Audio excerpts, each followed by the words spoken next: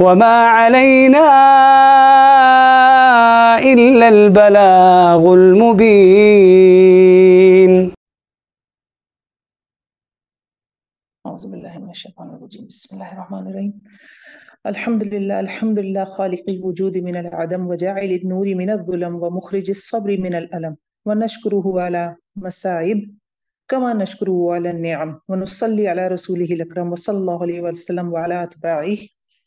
الحمد لله الذي لم يتخذ ولدا ولم يكن له شريك في الملك، والحمد لله الذي أنزل على عبده الكتاب ولم يجعل له عوجا، والحمد لله الذي نحمده ونستعينه ونستغفره ونؤمن به ونتوكل عليه، ونعوذ بالله من شرور أنفسنا ومن سيئات أعمالنا، وصلى الله عليه وسلم تسليما كثيرا. الحمد لله الذي وكفى، والصلاة والسلام على عباده الذين اصطفى، خصوصا على أفضلهم وخاتم النبيين محمد الأمين وعلى آله وأصحابه أجمعين. أما بعد، رب اشرح لي صدري ويسر لي أمري واحلل عقدة من لساني يفقهوا قولي. اللهم ألهمنا رشدنا وأعذنا من شرور أنفسنا. اور بہت امپورٹنٹ ایک دعا، اللہ رب العزت اس دعا کو ہم سب کے حق میں قبول فرمایا. اللہم ارحمنا بالقرآن العظیم، اے اللہ ہم سب پر رحم فرمانا اس عظیم قرآن کے ساتھ. وجعلہ لنا اماما، اور اسے بنا دینا ہمارے لیے امام، ونورا اور نور، وہدی اور ہدایت، ورحمہ اور رحمت. اللہم ذکرنا منہ ما نسینا، اے اللہ رب العزت ہمیں یاد دہانی کروا دے ہے اس چیز کی جو ہم اس میں سے بھول گئے ہیں. وعلمنا منہ ما جہلنا، اور ہمیں سکھا دے اس میں سے جس سے ہم غفلت برت رہے ہیں، جہالت برت رہے ہیں، جو ہم بھول چکے ہیں، جو ہم اگنور کر رہے ہیں. وارزقنا تلاوتہ آناء اللیل وآناء النہار، اور ہمیں توفیق دینا کہ ہم اس کی تلاوت کریں رات کی گھڑیوں میں بھی اور دن کی گھڑیوں میں بھی. وجعلہ لنا حجتا یا رب العالمین، آمین یا رب العالمین. اور اے اللہ رب العزت اسے ہمارے لیے حجت بنانا، یعنی ہمارے خلاف گواہی نہ دے قیامت کے دن، یہ قرآن ہمارے حق میں گواہی دے. بہت شروع کرتے ہیں. سورۃ البقرہ کی تفسیر چل رہی ہے، تیسرا پارہ ہم نے شروع کیا ہوا ہے، ہمارے 4 رکوع الحمدللہ مکمل ہو چکے ہیں. اعوذ باللہ من الشیطان الرجیم، بسم اللہ الرحمن الرحیم. 227. اعوذ باللہ من الشیطان الرجیم، بسم اللہ الرحمن الرحیم. یا ایھا الذین آمنوا انفقوا من طیبات ما کسبتم ومما اخرجنا لکم من الارض ولا تيمموا الخبيث منه تنفقون ولستم بآخذيه إلا أن تغمضوا فيه واعلموا أن الله غني حميد. یا ایھا الذین آمنوا، اے وہ لوگوں جو ایمان لائے ہو، انفقوا خرچ کرو، من طیبات پاکیزہ چیزوں میں سے، ما کسبتم پاکیزہ چیزیں کون سی؟ جو تم کماتے ہو، اور اس میں سے جو ہم نے نکالی تمہارے لیے زمین میں سے. کیا پتا چل رہا ہے؟ انفاق ہمارے نمبر 1 من الطیبات، پاکیزہ چیزوں میں سے خرچ کرنا. خرچ کرنے کی شرائط کا پھر ذکر ہے. طیبات سے کیا مراد ہے؟ آمدنی کا ذریعہ پاک ہو. رشوت لے کے اس میں سے صدقہ کر رہے ہیں تو ذرا ہوشیار ہو جائیں. مال بھی اچھا ہو، بے وقت اور گھٹیا نہ ہو. اچھا، بے وقت اور گھٹیا، دیکھیں قل العفو ہم پیچھے پڑھ کر آئیں کہ جو اضافی ہے وہ بھی خرچ کیا جا سکتا ہے، جو ایکسٹرا ہے آپ کے پاس وہ بھی، اس میں بچا ہوا کھانا بھی آ جاتا ہے. جیسے اب آپ نے کھا لیا، اب آپ اس کو کل کے لیے نہ رکھیں، آپ اس کو دے دیں. عفو زیادہ تھا، بچ گیا اسی لیے، تو عفو بھی ہو سکتا ہے. لیکن اصل چیز کیا ہے؟ لن تنالوا البر حتى تنفقوا مما تحبون، یہ ہم پیچھے دیکھ چکے ہیں کہ بیسٹ آف دی بیسٹ جس سے آپ کو بہت محبت ہو اس چیز کو اللہ کی راہ میں خرچ کرنا اصل پھر نیکی کی روح وہی ہے. لیکن ایسا بھی نہ ہو بے وقت اور گھٹیا بھی نہ ہو. اپنے تیسری چیز ریاکاری سے پاک ہو، من سے پاک ہو، اذا سے پاک ہو. پیچھے ہم دیکھ کر آ چکے ہیں. تکبر نہ ہو اس میں، یہ بھی مال کو کیا کر دے گا؟ خراب کر دے گا نا. حرام سے پاک ہو. یہ طیبات ہوتے ہیں. ماں کسب تم جو کمائی کرے. اچھا، اب کمائی میں سے، اپنی ہاتھ کی کمائی میں سے، اپنی تنخواہ میں سے، مالی تجارت میں سے جو کچھ بندہ خود کما رہا اس میں سے بھی خرچ کرنا ہے، اور اس میں سے بھی جو زمین سے نکلتا ہے. زمین سے کون سے نکلتا ہے؟ جیسے زراعت نکل رہا ہے، پھل سبزی اگ رہے ہیں، زمین میں دبی ہوئی چیزیں نکلتی ہیں، کوئلے کی کان نکل آئی، نمک کی کان ہے، کوئی تیل نکل رہا ہے، ان سب کے اوپر آپ نے پھر زکوٰۃ دینی ہوگی، وہ خرچ کرنا ہوگا آپ کو. ٹھیک ہے، تو یہاں پہ بات ہو رہی ہے. اچھا جی، ولا تیمموا، اور تم ارادہ نہ کرو کس چیز کا؟ الخبیث، ناپاک کا. طیب کا اپوزٹ ناپاک ہے. ناپاک چیز ہے اللہ کی راہ میں دینے کا ارادہ نہ کرو. اس میں سے تم خرچ کرتے ہو حالانکہ تم خود اس کو لینے والے نہیں ہو، مگر یہ کہ تم چشم پوشی سے لو. اب یہ چشم پوشی سے لینا یعنی وہی مال تمہیں کوئی دیتا ہے نا تو تم چشم پوشی کہتے ہیں. آنکھوں کو تغمدو کا لفظ ہے نا، تغمدو غمد کیا ہوتا ہے؟ آنکھیں آپ چھوٹی چھوٹی سی کھولیں نا، کسی چیز کو اگنور کرنے کے لیے آپ کیا کرتے ہیں؟ آنکھیں ایسی جھکا لیتے ہیں نا، چھوٹی سی جھری سی بن جاتی ہے، آپ چیز کو اگنور کرنا چاہتے ہیں. تو اگر تم پر یہ حالات آ جائے کہ تمہارا ہاتھ نیچے والا ہو گیا اور اوپر والا دینے والا ہاتھ کسی اور انسان کا ہے، اور پھر وہ تمہیں اتنی گھٹیا چیزیں دے، تو پھر تم چشم پوشی کرو گے، یعنی تم اتنے مجبور ہو جاؤ گے کہ تمہیں لینا پڑے گا، تو کیا تم لینا چاہو گے؟ تو جو مال ہم دوسرے کو دے رہے ہیں نا، اس کے لیے ایک سٹینڈرڈ بتا دیا گیا. وہ سٹینڈرڈ کیا ہے کہ ہم چیک کریں کہ اگر ہم اس جگہ ہوتے اور کوئی ہمیں یہ دیتا تو کیا ہم لیتے خوشی سے؟ بس یہ کلیہ دے دیا گیا یہاں پہ. وَعَلَمُوا، اور جان لو، بے شک اللہ رب العزت بے نیاز ہے اور اپنی ذات میں حمد والا ہے. الشیطان یعدکم الفقر، شیطان تم سے وعدہ کرتا ہے محتاجی کا. وعدہ یعدکم، وعد سے ہے وعدہ. وعد کیا ہوتا ہے؟ اس میں امید دلانا بھی شامل ہوتا ہے، وعدہ کرنا بھی ہوتا ہے، ڈرانا بھی شامل ہوتا ہے، دھمکی دینا بھی شامل ہوتا ہے. تو شیطان کیا کرتا ہے جب ہم مال اللہ کی راہ میں دینے لگتے ہیں تو یہ ساری چیزیں ہر ایک کے مزاج کے حساب سے اس کو اسی طرح کی چیزیں جس پہ جو داؤ چل جائے وہ حوالہ دیتا ہے کہ دوسروں کو دے دو گے تو اپنے لیے کیا بچے گا، کیا اپنے بڑھاپے کے لیے نہیں بچا کے رکھنا. جو جیسا سوچتا ہے اس حساب سے وہ اس کے داؤ میں آ جاتا ہے. اور کیا کرتا ہے ساتھ؟ وَيَأْمُرُكُمْ بِالْفَحْشَاءِ، اور حکم دیتا ہے تم کو بے حیائی کا، یعنی حکم دینا، مشورہ دینا، خیال ڈانا. یَأْمُرُكُمْ میں یہ ساری چیزیں آ گئی. فحشا گناہ کا، یعنی اپنی ذات پر خرچ کرنے کا. پہلے تو یہ کہے گا اپنی ذات پہ خرچ کرو، دوسرے پہ خرچ نہ کرو، اپنے بچوں کے لیے بچا کے رکھو، کوئی حقدار ہے اس کے لیے دیکھا جائے گا، وہ خود کر لیں گے. یہ ساری چیزیں. پھر نمود و نمائش. فحشا میں، بے حیائی میں کیا چیز آتا ہے؟ کھلی حیائی، بدکاری. جب بہت پیسے ہوتے ہیں تو دیکھ، پیسہ اپنی نکاسی بناتا ہے نا، پیسہ آتا ہے تو پیسہ جاتا بھی ہے. تو جب ہم بہت ہی مہنگی چیزیں خریدنے لگتے ہیں کیونکہ ہمارے پاس پیسہ ہوتا ہے، اور یہ ہے معاشرے میں آپ کو نظر آئے گا، تو حرام نہیں ہے، اپنے اوقات کے حساب سے، اپنی حیثیت کے حساب سے شاپنگ کی جا سکتی ہے، لیکن اسراف نہ ہو، حد سے زیادہ نہ ہو. آپ کو ایک گاڑی کی ضرورت ہے، آپ نے 10 گاڑیاں رکھی ہوئی ہیں، یہاں پہ معاملہ خراب ہوگا. ایک گاڑی ہے، مہنگی ترین گاڑی ہے آپ کے پاس، سمجھ آتی ہے بات، لیکن صرف شوق پورا کرنے کے لیے آپ نے 10 گاڑیاں رکھی ہیں. تو یہ ایک بیلنس ہے. اس کے اپوزٹ کیا ہے؟ واللہ، اور اللہ رب العزت، یعیدکم، وعدہ کرتا ہے تم سے، مغفرۃ منہ وفضلا، بخشش کا اور فضل کا. بخشش کا وعدہ کیسے؟ یہ کہ میرے راستے میں خرچ کرو گے تو تمہیں بخش دوں گا. اور فضل کیسے؟ فضل کہتے ہیں اضافی چیز کو، کہ ایک کا 10 ویسی دنیا میں ہی مل جاتا ہے. آپ تھوڑے سے پیسے خرچ کرتے ہیں تو آپ کو کہیں اور، کہیں نہ کہیں اور سے کچھ اور مل جاتا ہے. آپ ایجوکیٹڈ ہیں، آپ کے پاس کوئی ہنر ہے، آپ دوسرے کو سکھاتے ہیں، تو جب آپ دوسرے کو سکھا رہے ہوتے ہیں تو اصل میں آپ کا اپنا سارا ہنر پالش ہو رہا ہوتا ہے. تو یہ فضل ہوتا ہے. جب ہم کسی کو دیتے ہیں تو ہمیں بدلے میں ہمیں خود مل رہا ہوتا ہے، ہم اس کو اندازہ نہیں کر پاتے کہاں سے آ گیا. واللہ واسع علیم، اور اللہ رب العزت وسعت والا ہے اور جاننے والا ہے. آیت نمبر 269 to 29. یؤتی الحکمت من یشاء، وہ دیتا ہے حکمت جسے وہ چاہتا ہے. حکمت کیا مراد ہے؟ مال خرچ کرنے کی بات ہے تو صحیح جگہ پر مال خرچ کرنا، صحیح وقت پر مال خرچ کرنا، مال خرچ کرنے کی عقل مراد ہے یہاں حکمت سے. وَمَن يُؤْتَ الْحِكْمَةَ، اور جو کوئی دے دیا گیا حکمت، فقط اوتیہ خیرا کثیرا، تو تحقیق وہ دے دیا گیا خیر کثیر.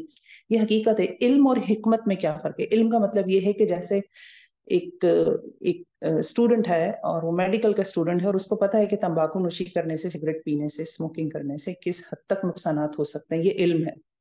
علم کے ساتھ حکمت کتنی ضروری ہے. اب حکمت کیا ہے کہ وہ اس نے صرف، اس کے پاس علم ہے. حکمت کیا ہے کہ اب مجھے کس طرح سے زندگی گزارنی ہے. میں اگر ایسے لوگوں میں بیٹھتا ہوں جو سگریٹ نوشی کرتے ہیں، میں نے کیسے بچنا ہے، یا اگر میں کرتا ہوں تو مجھے کس طرح سے چیزیں مینج کرنی ہے کہ یہ چیز مجھ سے چھوٹ جائے، میں اسے کیسے چھوڑوں. یہ حکمت ہوتی ہے.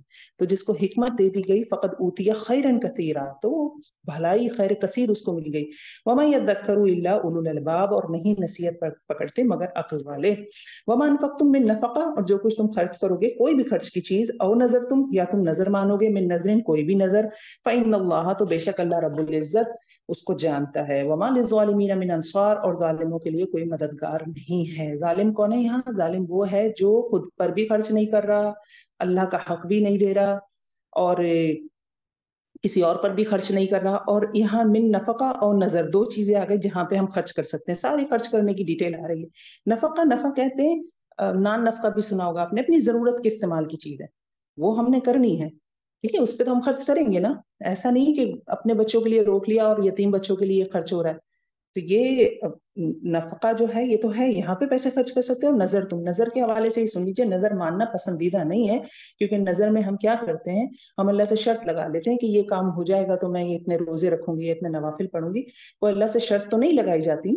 ٹھیک ہے، یہ کلچر تھا عرب کا وہاں، جسے آپ صلی اللہ علیہ وسلم نے منع نہیں فرمایا، لیکن ناپسندیدگی کے حوالے سے ہمیں مفسرین بیان فرماتے ہیں کہ پسندیدہ نہیں ہے۔ ہاں اگر آپ کوئی کام کرنا چاہتی ہیں اور نظر ماننا چاہتی ہیں تو آپ نظر میں جو آپ مان رہی ہیں اس کو شروع کر دیں۔ جیسے روزہ رکھوں گی میں مثال کے طور پر کہا تو روزہ رکھ لیں، انتظار نہ کریں وہ کام پورا، کیوں؟ کیونکہ نیک کام کرنے کے بعد جب دعا کرتے ہیں تو قبول ہوتی ہے، ٹھیک ہے؟ تو آپ روزہ رکھ کے پھر دعا کریں گے اس چیز کے حق میں تو وہ قبول ہوگی۔ تو بہتر طریقہ یہ ہے، ان تبدو، اگر تم ظاہر کرو گے صدقات کو فنعما ہی، تو کتنا ہی اچھا ہے، وَإِن تخفوها، اور اگر تم چھپاؤ گے ان کو، تو تم دو گے ان کو فقراء کو، اور اگر تم چھپاؤ ان کو اور دو تم ان کو فقراؤں کو تو وہ اچھا ہے تمہارے لیے۔ تو خرچ کرنے کے حوالے سے کیا خرچ کرنا ہے اور کس طرح خرچ کرنا ہے؟ دو ہی طرح سے خرچ کر سکتے ہیں، دکھا کر بھی اور چھپا کر بھی۔ اور چھپاتے کب ہیں؟ جب آپ نفلی صدقات کرتے ہیں، جب آپ نفلی صدقات کر رہے ہیں تو چھپا کر کرنا چاہیے۔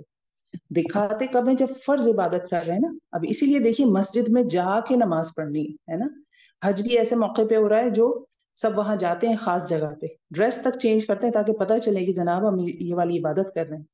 اور پھر اسی طرح رمضان میں دیکھیے آپ باجماعت ہم تراویح پڑھ رہے ہیں، نفلی نمازیں باجماعت پڑھ رہے ہیں، تو کچھ چیزیں ایسی ہوتی ہیں جو کلیکٹیولی معاشرے پہ اثر ڈالتی ہیں اور عام طور پر وہ فرائض ہوتے ہیں، تو وہ دکھا کر کرنے چاہیے۔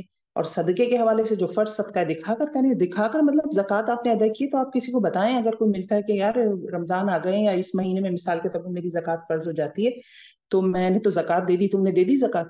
اب رات کو بندہ تہجد پڑھ رہا ہے تو اس حوالے سے تو نہیں وہ کہہ سکتا کہ جناب میں آدھی رات کو اٹھ کر تہجد پڑھتا ہوں، یہ نفلی بات ہوئی نا۔ کچھ چیزیں کچھ نیکیاں ہمیشہ زندگی میں یہ اصول بنائیں، بہت فائدہ ہوگا اس سے انشاءاللہ۔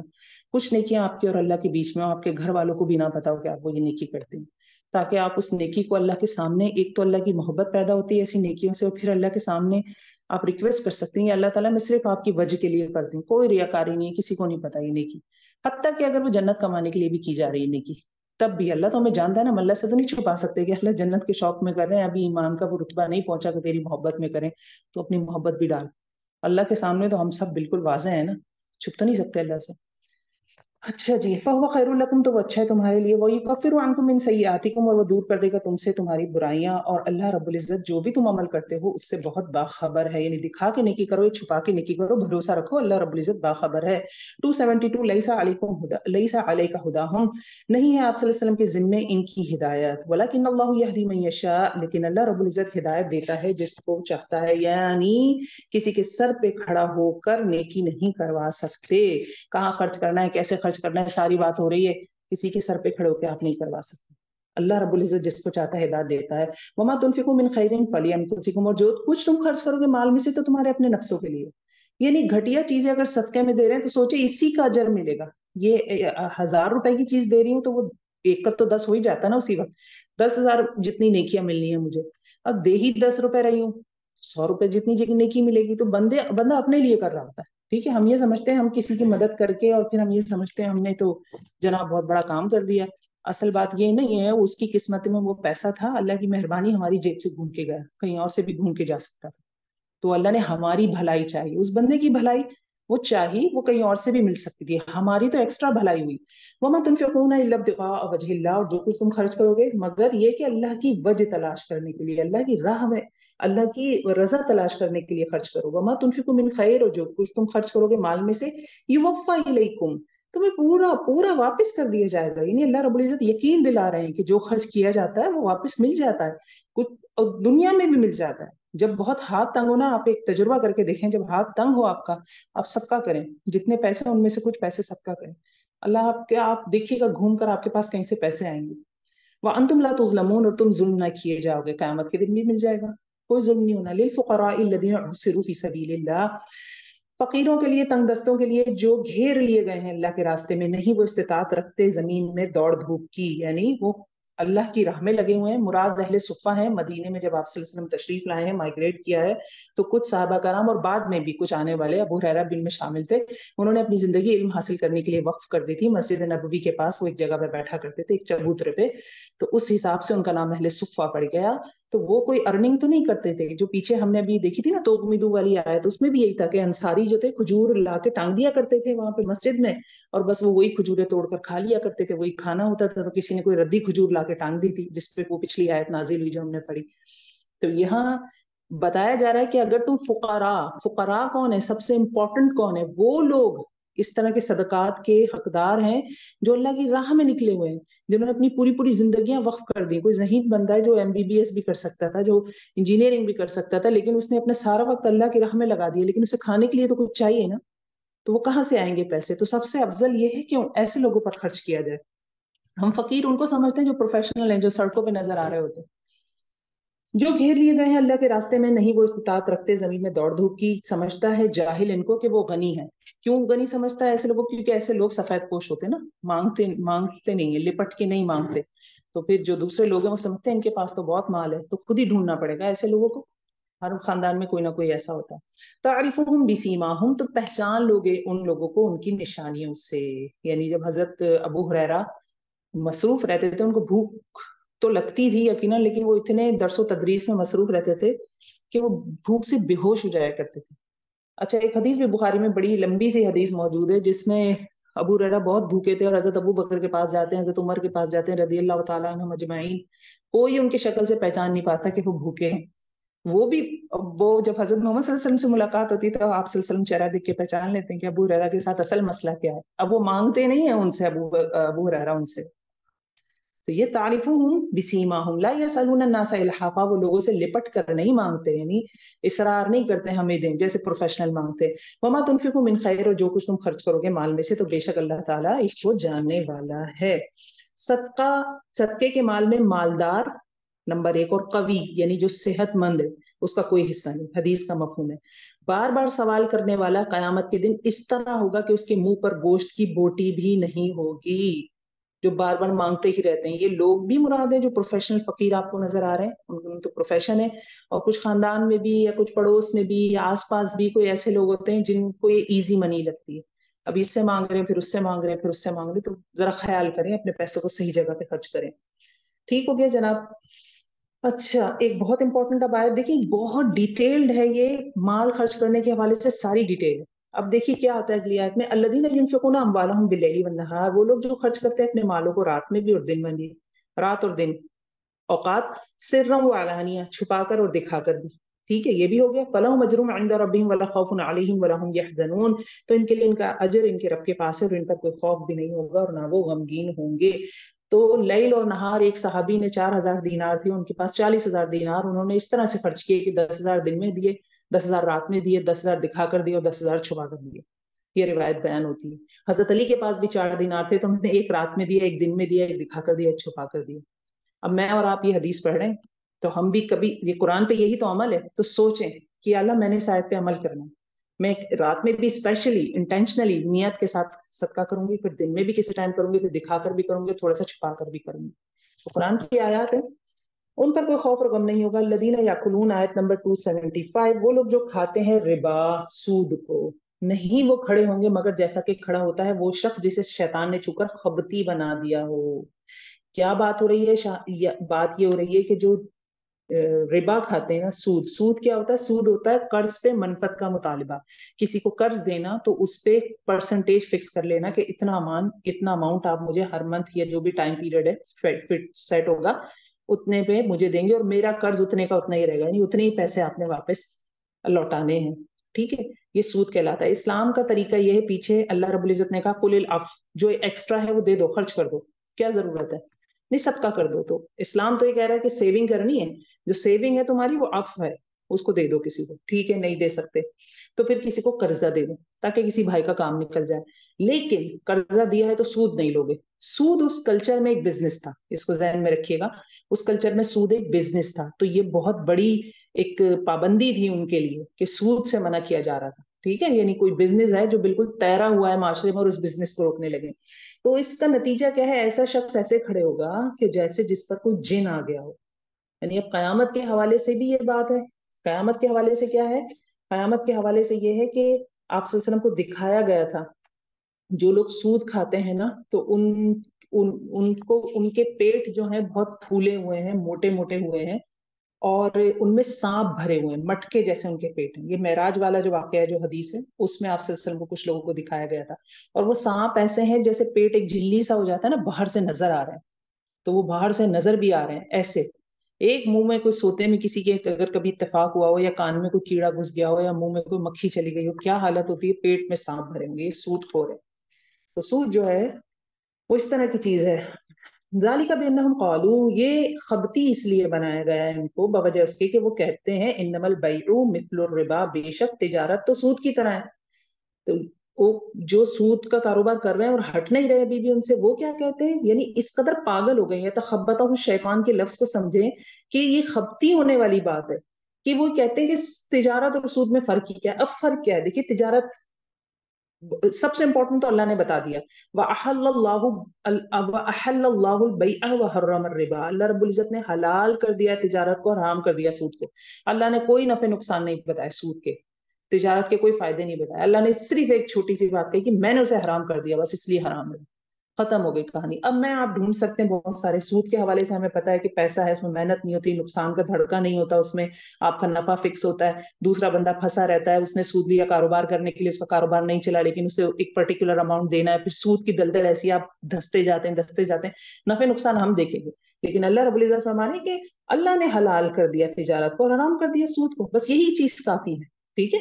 ومن جاءہ موعظہ، تو جو کوئی آئے گا ایک نصیحت، جو کے آگے جس کے پاس نصیحت اس کے رب کی طرف سے، پھر وہ رک گیا، تو اس کے لیے اس کا جو اس نے کیا وہ پھر پہلے جو سود وغیرہ تھا وہ امرہ الی اللہ، اس کا معاملہ اللہ کی طرف ہے. یعنی اگر رک جائے بندہ، آپ کا بزنس ہے، آپ کو پتا چلا آیت نازل ہوئی، آپ رک گئے، پہلے آپ سود کھا چکے ہیں، اب اللہ کے ذمہ ہے، اللہ رب العزت اس کو معاف فرمائے یا جو معاملہ کرے. وہ من عادہ، اور جو کوئی لوٹے کا ارادہ کرے گا آیت آنے کے بعد بھی، وہ کہتا ہے نہیں میرا تو کاروبار ہے، میں نے تو نہیں چھوڑنا. مجھے آپ کو پتہ چل رہا ہے جو ہو سکتا ہے ہم دیکھیں بینک کا سارا نظام تقریباً بینک کماتے ہی سود سے، لیکن کیونکہ اسلام ایک ایسا مذہب ہے جو جتنی ماڈرنائزیشن ہو رہی ہے اس کو قبول کرتا ہے، اور اس کے حوالے سے اسی لیے اجتہاد کا راستہ ہمیشہ کھلا رہتا ہے. ٹھیک ہے. اسلام کی یہ کسی اور مذہب میں یہ چیز موجود نہیں ہے. اگر آپ نے دوسرے مذاہب کے بارے میں نہیں پڑھا تو پڑھیں، یہ چیز اسلام میں موجود ہے. تو وہاں وہ آپ کو بتاتے ہیں کرائٹیریا مفتی صاحب کہ یہ کرنا ہے، اور یہاں پہ چیز گڑبڑ ہو جائے گی، یہاں پہ چیز ایسی معاملہ ہو جائے گا. تو وہاں جا کے پوچھیں، معلوم کریں. اور سود جو باقاعدہ سود پہ دے رہے ہیں، پیسے لیتے ہیں بینک والے اور 2.5% دیں گے، ہم آپ کو 4.5 کو 10% دے رہا ہے، تو جو بالکل ہی واضح ہے ان کو تو پوچھنے کی بھی ضرورت نہیں ہے نا. باقی پھر معاملات میں مفتیان کرام سے فتویٰ لیا جا سکتا ہے. اور جو کوئی واپس لوٹے تو یہی لوگ ہیں آگ والے، ہم فیہا خالدون، وہ اس میں ہمیشہ رہیں گے. یمحق اللہ الربا ویربی الصدقات، اور مٹاتا ہے اللہ سود کو اور بڑھاتا ہے صدقات کو. یعنی جو صدقے کا مال اللہ کے پاس جائے گا وہ ملٹی پلائی ہو جائے گا. اور وہ یمحق اللہ الربا، سود کو اللہ مٹا دیتا ہے. سود کا مال گیا دنیا میں، ہمیں سے لگتا ہے سود سے ہمیں فائدہ ہو رہا ہے، لیکن ایسا نہیں ہوتا. آخرت میں تو ہے ہی ہے نقصان، اور دنیا میں بھی ہمیشہ ایسا نہیں ہوتا. اور دنیا میں ہو بھی سکتا ہے فائدہ، دنیا تو آزمائش کی جگہ ہے. واللہ لا یحب کل کفار نسیم، اور اللہ رب العزت پسند نہیں فرماتا ہر گناہگار اور ناشکرے کو. ان الذین آمنوا وعملوا الصالحات، بے شک وہ لوگ جو ایمان لائے، انہوں نے اچھے عمل کیے، نماز قائم کی، زکوٰۃ ادا کی، ان کے لیے ان کے رب کے پاس اجر ہے. ولا خوف علیہم ولا هم یحزنون، اور نہ ہی ان پر کوئی خوف ہوگا اور نہ ہی وہ غمگین ہوں گے. یہ آیت کیوں آ رہی ہے کہ آپ کو کسی چیز سے روکا جا رہا ہے تو وہ موٹیویشن بھی چاہیے. تو بتا دیا گیا ہے کہ بہت کچھ ہے اللہ کے پاس آپ کے لیے. یا ایھا الذین آمنوا، وہ لوگ جو ایمان لائے ہو، ڈرو اللہ سے اور چھوڑ دو جو باقی ہے سود میں سے، ان کنتم مؤمنین، اگر تم مومن ہو. یعنی سود سے بچنا ایمان کی شرط ہے. یہاں ہے جو سود میں سے باقی ہے، جتنا لے چکے وہ امرہ الی اللہ، اللہ جانتا ہے، اللہ آسانی کرے گا تمہارے لیے. لیکن جو اگر تم حقیقتاً مومن ہو تو اب اس بزنس کو ختم کر دو، اب اس سود والے معاملے کو روک دو. فَإِن لَمْ تَفْعَلُوا، پھر اگر تم نہیں کرو گے ایسا، فَأْذَنُوا، تو خبردار ہو جاؤ. کس کے لیے؟ بِحَرْبٍ مِّنَ اللَّهِ وَرَسُولِهِ، اللہ اور اس کے رسول سے جنگ کے لیے. تو سودی کاروبار کرنا، سود لینا، سود پہ قرضہ اٹھانا، اور پھر دیکھیں اس میں بھی ایک بہرحال ایک موجود ہے شرط، بات بہت لمبی ہو جائے گی، ہم دورہ قرآن کر رہے ہیں. تو کچھ ایسے حالات ہیں جن میں کچھ علماء کرام کہتے ہیں کہ کچھ خاص حالات ایسے ہیں جس پہ آپ بینک میں پیسے رکھ کے منتھلی سود لے سکتے ہیں. کچھ علماء کرام کہتے ہیں. ٹھیک ہے. میجورٹی تو اس کے خلاف ہے، میں بھی الحمدللہ اس کے خلاف ہوں. سود سود ہی ہے. کیا حالات ہیں، اللہ راضی کے دینے والا. वइन तुम फलकुम रुऊसु अमवालिकुम, और अगर तुम तौबा कर लो तो तुम्हारे लिए तुम्हारे मालों का असल बाकी है। यानी जो तुमने कर्जा दिया था वो थोड़ी कोई तुमसे कहा जा रहा है कि वो भी सदका कर दो, वो तो बाकी है, वो कर्ज लौटा देगा।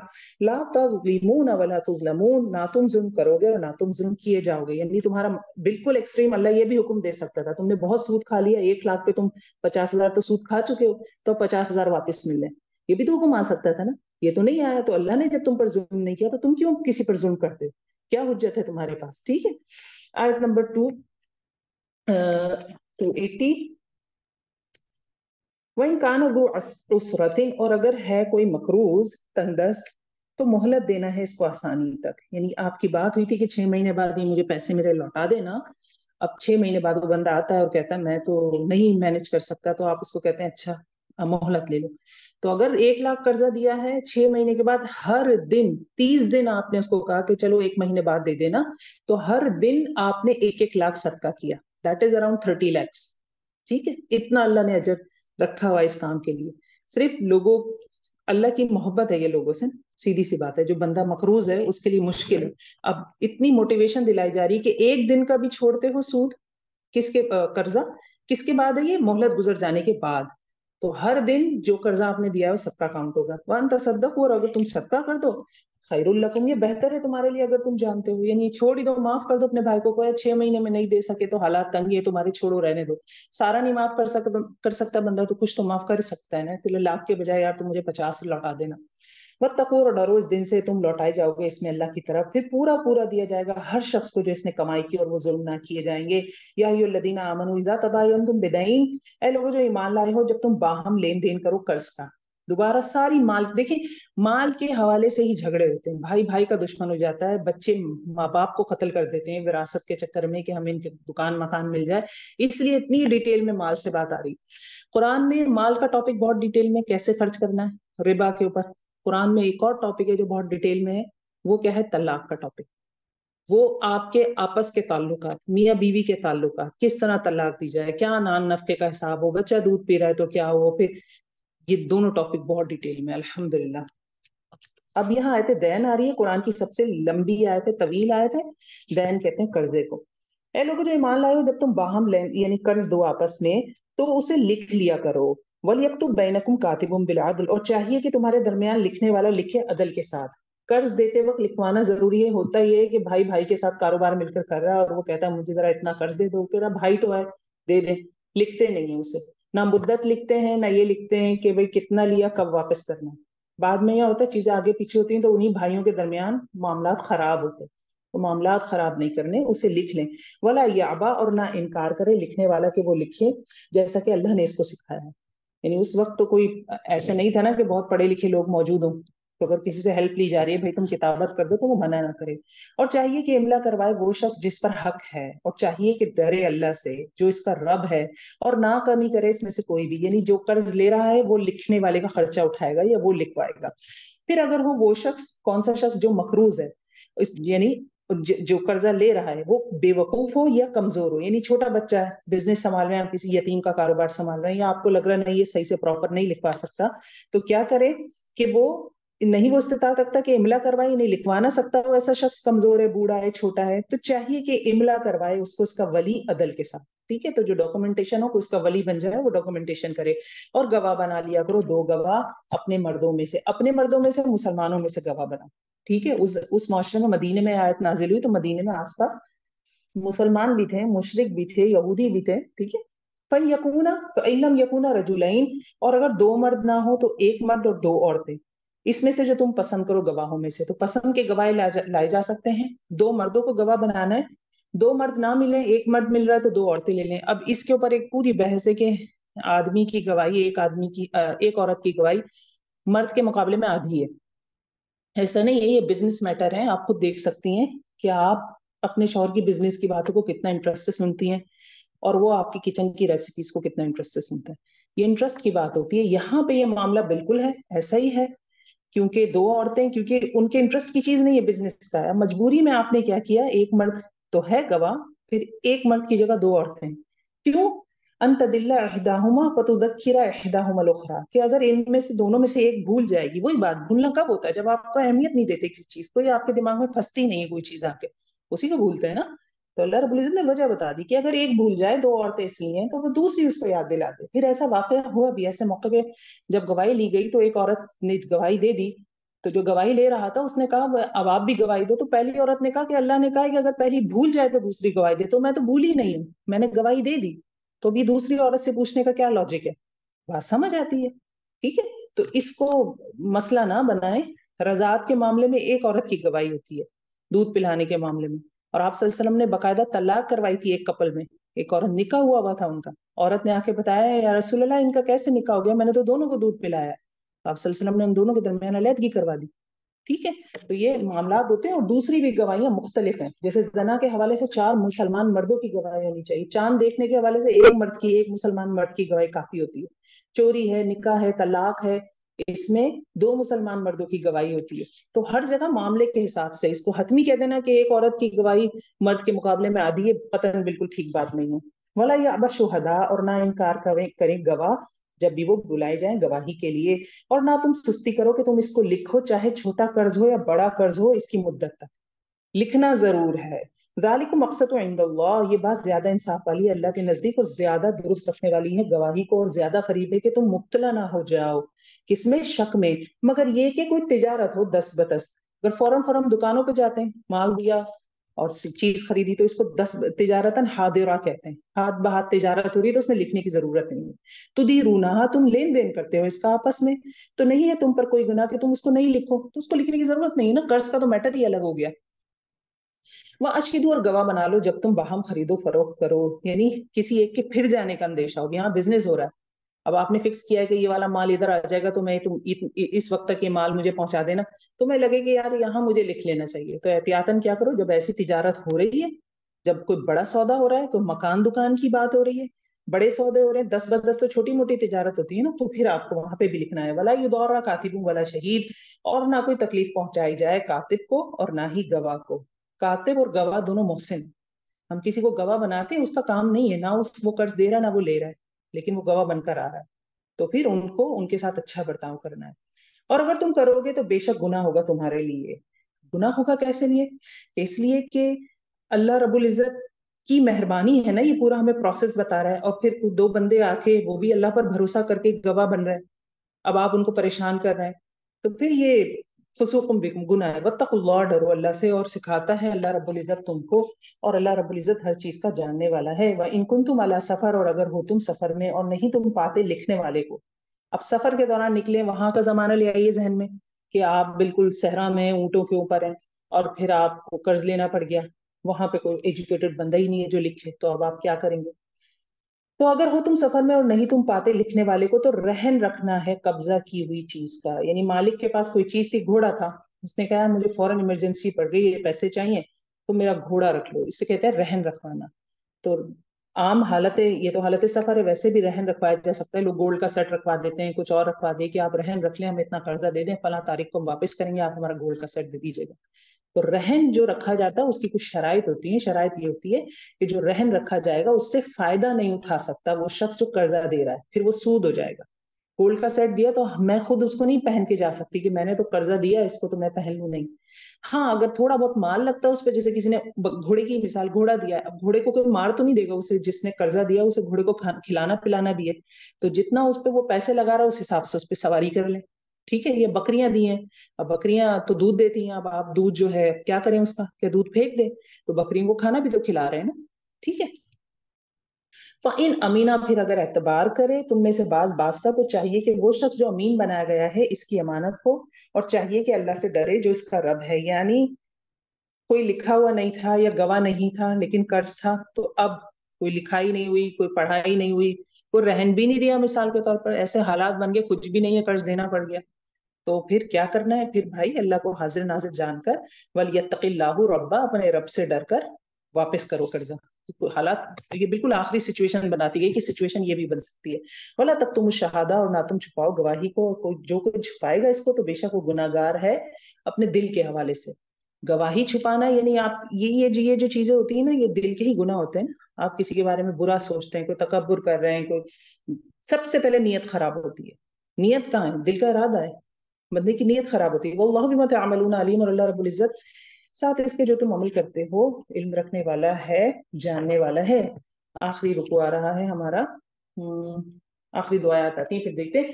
للہ ما فی السماوات ما فی الارض، اللہ ہی کے لیے جو کچھ آسمانوں میں اور زمین میں، اور اگر جو تم ظاہر کرو گے جو تمہارے نفسوں میں یا تم چھپاؤ گے اس کو، تو اللہ رب العزت اس کا حساب لے گا تم سے۔ یعنی چاہے ظاہر کرنا، دو طرح کے خیالات آتے ہیں۔ یہ دل کے پیچھے بات ہوئی تو دل کے گناہ کیا تھے جو فسوق آیا تھا، حسد، تکبر، جلن، کینہ، بغض، ان سب پہ تو محاسبہ ہوگا کیونکہ جان بوجھ کر لائے جاتے ہیں، ٹھیک ہے؟ تو انہیں کہتے ہیں اختیاری خیالات۔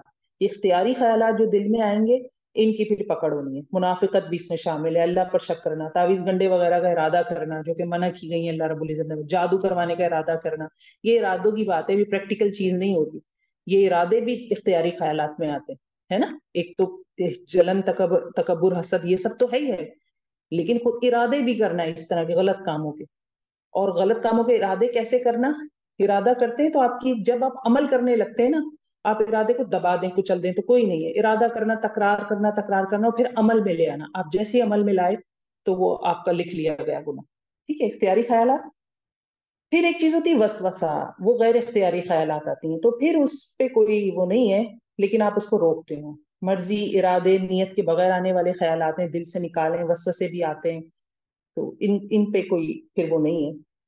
یہ فَيَغْفِرُ لِمَن يَشَاءُ، تو بخش دے گا اللہ جس کو چاہے گا، اور عذاب دے گا جس کو چاہے گا، اور اللہ ہر چیز پر قدرت رکھنے والا ہے۔ اب یہ دو آخری آیات آ رہی ہیں سورۃ البقرہ کی، بہترین آیات ہیں، اور یہ آیات اللہ کے عرش کے نیچے سے خزانہ ہے، وہاں سے آپ صلی اللہ علیہ وسلم کو دی گئی، معراج کے موقع پر عنایت کی گئی۔ جو کوئی رات کو سونے سے قبل اس کو پڑھ لے تو اس کے لیے رات بھر کی حفاظت کے لیے کافی ہو جاتی ہیں۔ بہترین دعائیں ہیں قرآن کی، دیکھتے ہیں اس کو۔ 285 ہے، آمن الرسول بما انزل الیہ من ربہ والمؤمنون، ایمان لائے رسول، کون سے رسول مراد ہے؟ محمد صلی اللہ علیہ وسلم بھی مراد ہے۔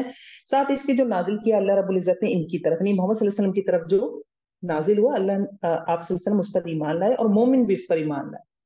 تو بڑی بات ہے، آپ صلی اللہ علیہ وسلم کے بعد مومنوں کا تذکرہ ہو رہا ہے، بیچ میں کیا چیز ہے؟ قرآن۔ قرآن سے جڑنا دیکھیں بندے کو کہاں پہنچا دیتا ہے۔ کلن آمنا باللہ، سارے کے سارے ایمان لائے اللہ پر اور اس کے فرشتوں پر اور اس کی کتابوں پر، اس کے رسولوں پر، نہیں ہم فرق کرتے درمیان کسی ایک کے اس کے رسولوں میں سے، ٹھیک ہے؟ سارے پروفٹ کو ہم مانتے ہیں۔ کرسچنز کس کو نہیں مانتے؟ محمد صلی اللہ علیہ وسلم کو نہیں مانتے۔ یہودی کس کو نہیں مانتے؟ حضرت عیسیٰ کو بھی نہیں مانتے، محمد صلی اللہ علیہ وسلم کو نہیں مانتے، ہم سب کو مانتے ہیں۔ وقالوا سمعنا واطعنا، اور انہوں نے کہا ہم نے سنا اور ہم نے اطاعت کی۔ کس نے کہا؟ صحابہ کرام نے کہا۔ غفرانک، ہم چاہتے ہیں تیری بخشش۔ تو یہ صحابہ کرام کا رویہ تھا، جب کوئی حکم ملتا سمعنا، سن لیتے، واطعنا، تو وہ کہتے ہم نے یا رسول اللہ اطاعت کی، بس ہم عمل کریں گے اس پر۔ ربنا والیک المصیر، ہے ہمارے رب تیری ہی طرف لوٹنا ہے۔ لا یکلف اللہ نفسا الا وسعها، نہیں تکلیف دیتا اللہ رب العزت کسی بھی نفس کو مگر اس کی وسعت کے مطابق۔ تو کبھی بھی یہ ہمیں نہیں سوچنا چاہیے کہ یا اللہ یہ اتنا بوجھ ڈال دیا آپ نے مجھ سے نہیں اٹھ رہا، نہیں، یہ شیطانی وسوسے ہیں، اللہ آپ پر اتنا بوجھ ڈالے گا ہی نہیں جو آپ کی استطاعت میں نہ ہو، چاہے وہ ذمہ داریاں ہو، چاہے وہ دوسری کوئی ایسی چیزیں ہو۔ تو اللہ رب العزت نے فارمولہ یہاں ہمیں بتا دیا ہے، لہا ما کسبت وعلیہا مکتسبت، ہر شخص کے لیے وہ ہے جو اس نے کمائی کی، وعلیہا مکتسبت، اور اسی کے ذمے ہے جو اس نے کمایا۔ ربنا، مطلب جو آپ کمائی کریں گے وہ آپ کو مل جائے گا، وہی اسی حساب سے حساب کتاب ہونا ہے۔ ربنا لا تؤاخذنا ان نسینا واخطانا، اے رب، اے ہمارے رب، ہمارا مواخذہ نہ کرنا اگر ہم بھول جائیں یا خطا کر دیں۔ ربنا، اے ہمارے رب، ولا تحمل علینا اسرا، اور نہ تو ہم پر بوجھ ڈالنا کوئی ایسا بوجھ۔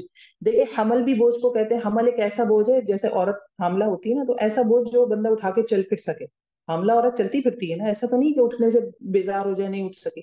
اسر کہتے ہیں ایسے بوجھ کو جو آپ کی کمر توڑ دے، ایسا بوجھ ہو جو آپ کو مشکل میں ڈال دے، جس کو اٹھانا نا بہت دشوار ہو۔ تو یہاں بہت پیاری دعا کی جا رہی ہے، ولا تحمل علینا اسرا، ہم پر کوئی ایسا بوجھ نہ ڈالنا جیسا کہ تم نے پچھلی امتوں پر ڈالا تھا جو ہم سے پہلے تھی۔ تو پچھلی امتوں پہ، گزشتہ امتوں پہ دو طرح کے بوجھ تھے۔ اسرا کی ایک تفسیر ہے یہ کہ اللہ کی طرف سے کچھ پابندیاں ہو گئی، مطلب بچڑے کی پرستش کی تھی انہوں نے، توبہ اس کی شرط ہوتی، لیکن ساتھ قتل بھی کرنا تھا۔ پھر یہود کی شریعت میں صرف قصاص تھا، معافی نہیں تھی۔ ہمارے میں معافی بھی ہے نا، قتل ہو جائے تو پیسے دے دیں آپ اتنے۔ پھر زکوٰۃ چوتھا حصہ تھی، ہمارا 2.5% ہے، وہ 25% زکوٰۃ دیا کرتے تھے۔ کپڑے پہ نجاست لگ جائے، بلڈ لگ جائے، ہم دھو لیتے ہیں، پاک ہو جاتا ہے۔ یہود کے یہاں یہ شریعت میں تھا کہ وہ کپڑا کاٹ کر آپ کو پھینکنا پڑے گا۔ غنیمت کا مال ہم پر حلال ہے، غنیمت کا مال ان پر حرام تھا. تو بہت ساری، اب ان میں سے اکثر پابندیاں اس لیے لگی تھی کہ انہوں نے خود اللہ کی نافرمانیاں کی تھی. ٹھیک ہے، یہ ذہن میں رکھیے گا. تو یہاں پہ کہا جا رہا ہے کہ ہم پہ ایسا بوجھ نہیں ڈالنا. ربنا ولا تحملنا ما لا طاقت لنا بھی، اے ہمارے رب ہم سے ایسا بوجھ نہیں اٹھوائیے گا جس کی طاقت ہم میں نہیں ہے. واعف عنا، اور درگزر فرمائے ہم سے. واغفر لنا، اور بخش دے ہمارے لیے. وارحمنا، اور ہم پر رحم فرمائیے. انت مولانا فانصرنا علی القوم الکافرین، اے اللہ رب العزت آپ ہمارے مولا ہیں، پس ہماری مدد کریں کافر قوم کے خلاف. اچھا جی، یہ جو آیت تھی، 5 نمازیں جب فرض ہوئی نا، اسی کے ساتھ ساتھ یہ آیتیں بھی دی گئی تھی سدرۃ المنتہا پر. تو یہ بہت زیادہ امپورٹنٹ آیات ہیں. سورہ آل عمران شروع کریں گے. آل عمران اور سورۃ البقرہ جوڑا ہے، اور ان دونوں کو ملا کر زہراوین کہتے ہیں، کیونکہ یہ روشنی کرنے والی، زہرا روشنی کو بھی کہتے ہیں نا. تو جو کوئی ان کی تلاوت کرتا ہے قیامت کے دن، یہ 2 بڑے پرندوں کے مانند یا بادلوں کی طرح آئیں گی قیامت کے دن، اور اس بندے کے اوپر سایہ کر کے رکھیں گے جبکہ وہاں کوئی سایہ نہیں ہوگا.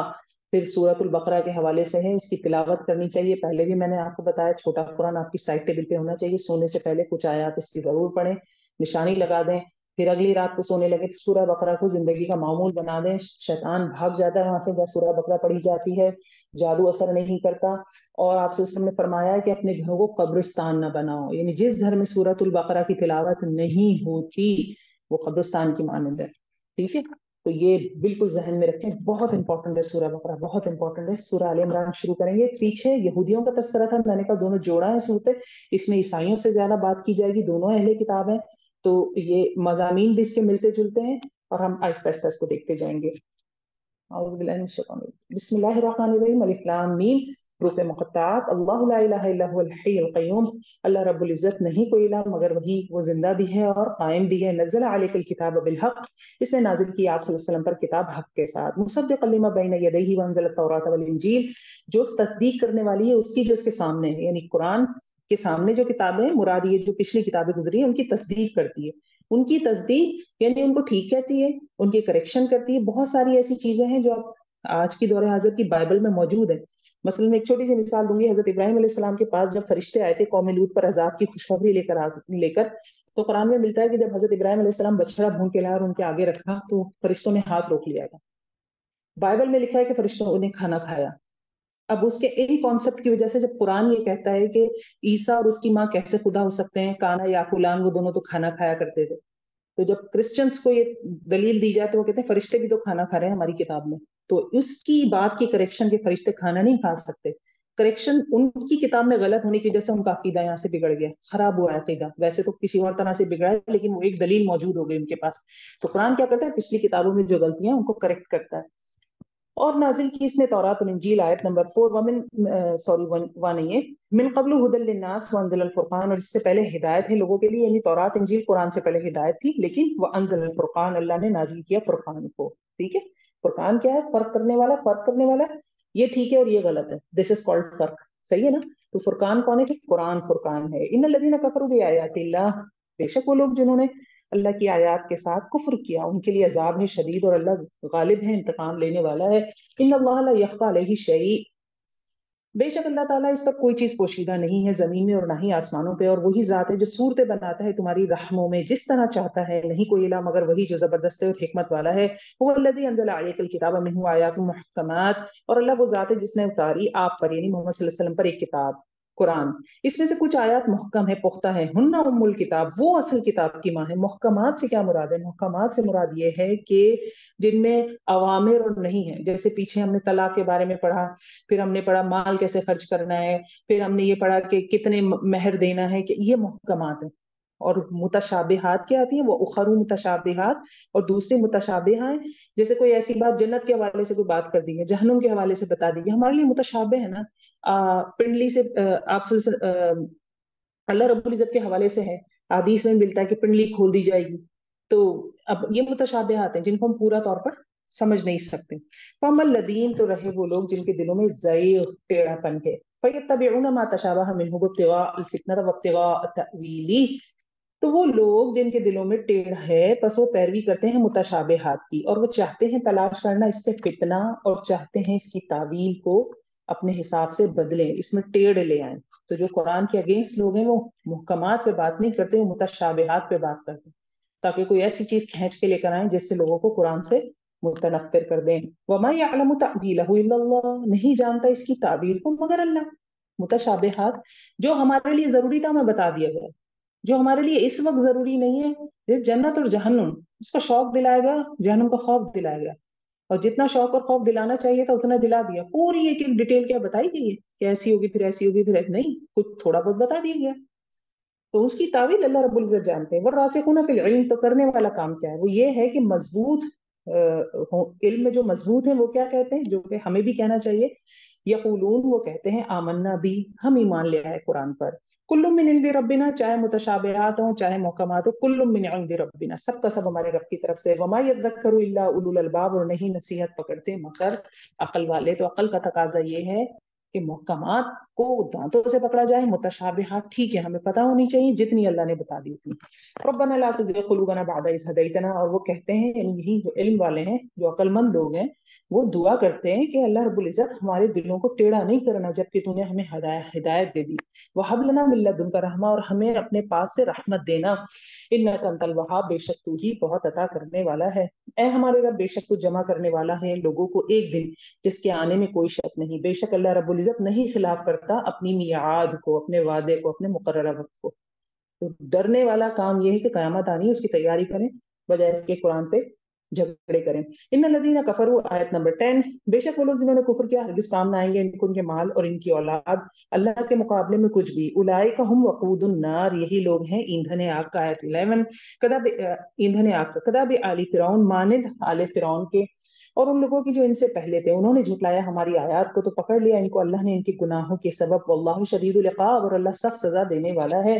قل للذین کفروا ستغلبون وتحشرون الی جہنم وبئس المہاد، کہہ دیجئے ان لوگوں کے لیے جنہوں نے کفر کیا، مراد کون ہے؟ اہل کتاب، کہ تم عنقریب مغلوب کیے جاؤ گے اور تم اکٹھا کیے جاؤ گے جہنم کی طرف، جو کتنا ہی برا ٹھکانہ ہے. دنیا میں بھی مغلوب ہوں گے اور آخرت میں جہنم جائیں گے اگر محمد صلی اللہ علیہ وسلم پر ایمان نہیں لاتے، یعنی قرآن پر ایمان نہیں لاتے. قد کان لکم آیہ، بے شک تمہارے لیے نشانی ہے دو گروہوں میں التقطا، جب وہ آپس میں ایک دوسرے سے نبرد آزما ہوئے، یعنی آپس میں ایک دوسرے سے لڑے. فئہ، ایک گروہ تقاتل فی سبیل اللہ، اللہ کی راہ میں لڑ رہا تھا. وَأُخْرَى، اور دوسرا کافر تھا. یرونہم مثلیہم رأی العین، وہ دیکھ رہے تھے اپنے دونوں کو اپنے سے دگنا. کیا بات ہو رہی ہے؟ مال کے اوپر بات ہو رہی ہے نا، پیچھے مال کی ساری بات ہوئی اور ستغلبون بات ہو رہی ہے. تو یہاں بدر کی ایک آیت، بدر کے حوالے سے ایک آیت دے دی گئی کہ بدر میں اللہ رب العزت نے کس طرح سے مسلمانوں کو جتایا. دو گروہ تھے، ایک مسلمان تھے 313 تھے، اوپر سے دوسرا مکہ سے آئے ہوئے تھے کفار لگ بھگ 1000 کے قریب تھے. تو اللہ نے کیسی نشانی پیدا کی؟ اس کو کہا نا لکم آیا، ایک نشانی ہے. تو نشانی کیا تھی کہ مسلمانوں کو کفار اپنے سے ڈبل نظر آ رہے تھے، رأی العین، یعنی انہیں 313 مسلمان تھے تو انہیں کفار لگ رہے تھے کہ 600 کچھ ہیں، چلیں کوئی مسئلہ نہیں، انہیں 1000 نہیں نظر آئے. اب کفار کو مسلمان کیسے نظر آئے؟ مسلمان کفار کیونکہ 1000 تھے تو انہیں لگا کہ مسلمانوں کا لشکر لگ بھگ 2000 کا ہے. ٹھیک ہے، تو یہ اللہ کی نشانی ہوتی ہے. اللہ جب کوئی کام کرواتا ہے تو اللہ پھر اس کے اسباب پیدا کر دیتا ہے. واللہ یؤیدہ بنصرہ من یشاء، یؤیدہ بنصرہ من یشاء، اور اللہ رب العزت تائید کرتا ہے اپنی مدد کے ساتھ جس کو وہ چاہتا ہے. یعنی ہماری مدد بھی ہو سکتی ہے اگر ہم آج کے دور کے مسلمان بدر والا ایمان پیدا کریں. اللہم اجعلنا منہم. ان فی ذلک لعبرۃ لأولی الابصار، بے شک اس میں البتہ عبرت ہے اہل بصیرت کے لیے. زین للناس، خوبصورت بنا دی گئی لوگوں کے لیے. دنیا کی خوبصورتی کیا ہے؟ لوگوں کے لیے خوبصورتی کیا ہے؟ حب الشہوات، سب سے ٹاپ پہ ہے شہوت عورتوں میں سے. تو دنیا کی سب سے امپورٹنٹ خوبصورتی بیوٹی کیا ہے؟ عورت ہے. اور انسان کی سب سے بڑی آزمائش کیا ہے؟ عورت. والبنین، دوسرا نمبر بیٹے. والقناطیر، اور خزانے. المقنطرتی، جو اکٹھے کیے گئے ہیں کس سے؟ من الذهب والفضہ، سونے اور چاندی کی خزانے. تو انسان کس کس سے آزمایا جائے گا؟ حب الشہوات، عورتوں کی شہوت سے، بیٹوں سے، خزانے سونے چاندی کے. والخیل المسومہ، اور گھوڑے جو نشان لگے ہیں. اس زمانے میں گھوڑے، آج کے زمانے میں امپورٹڈ کارس جو ہوتی ہیں. ٹھیک ہے، سواری اب تو وہی ہے نا، اس سے آزمایا جاتا ہے.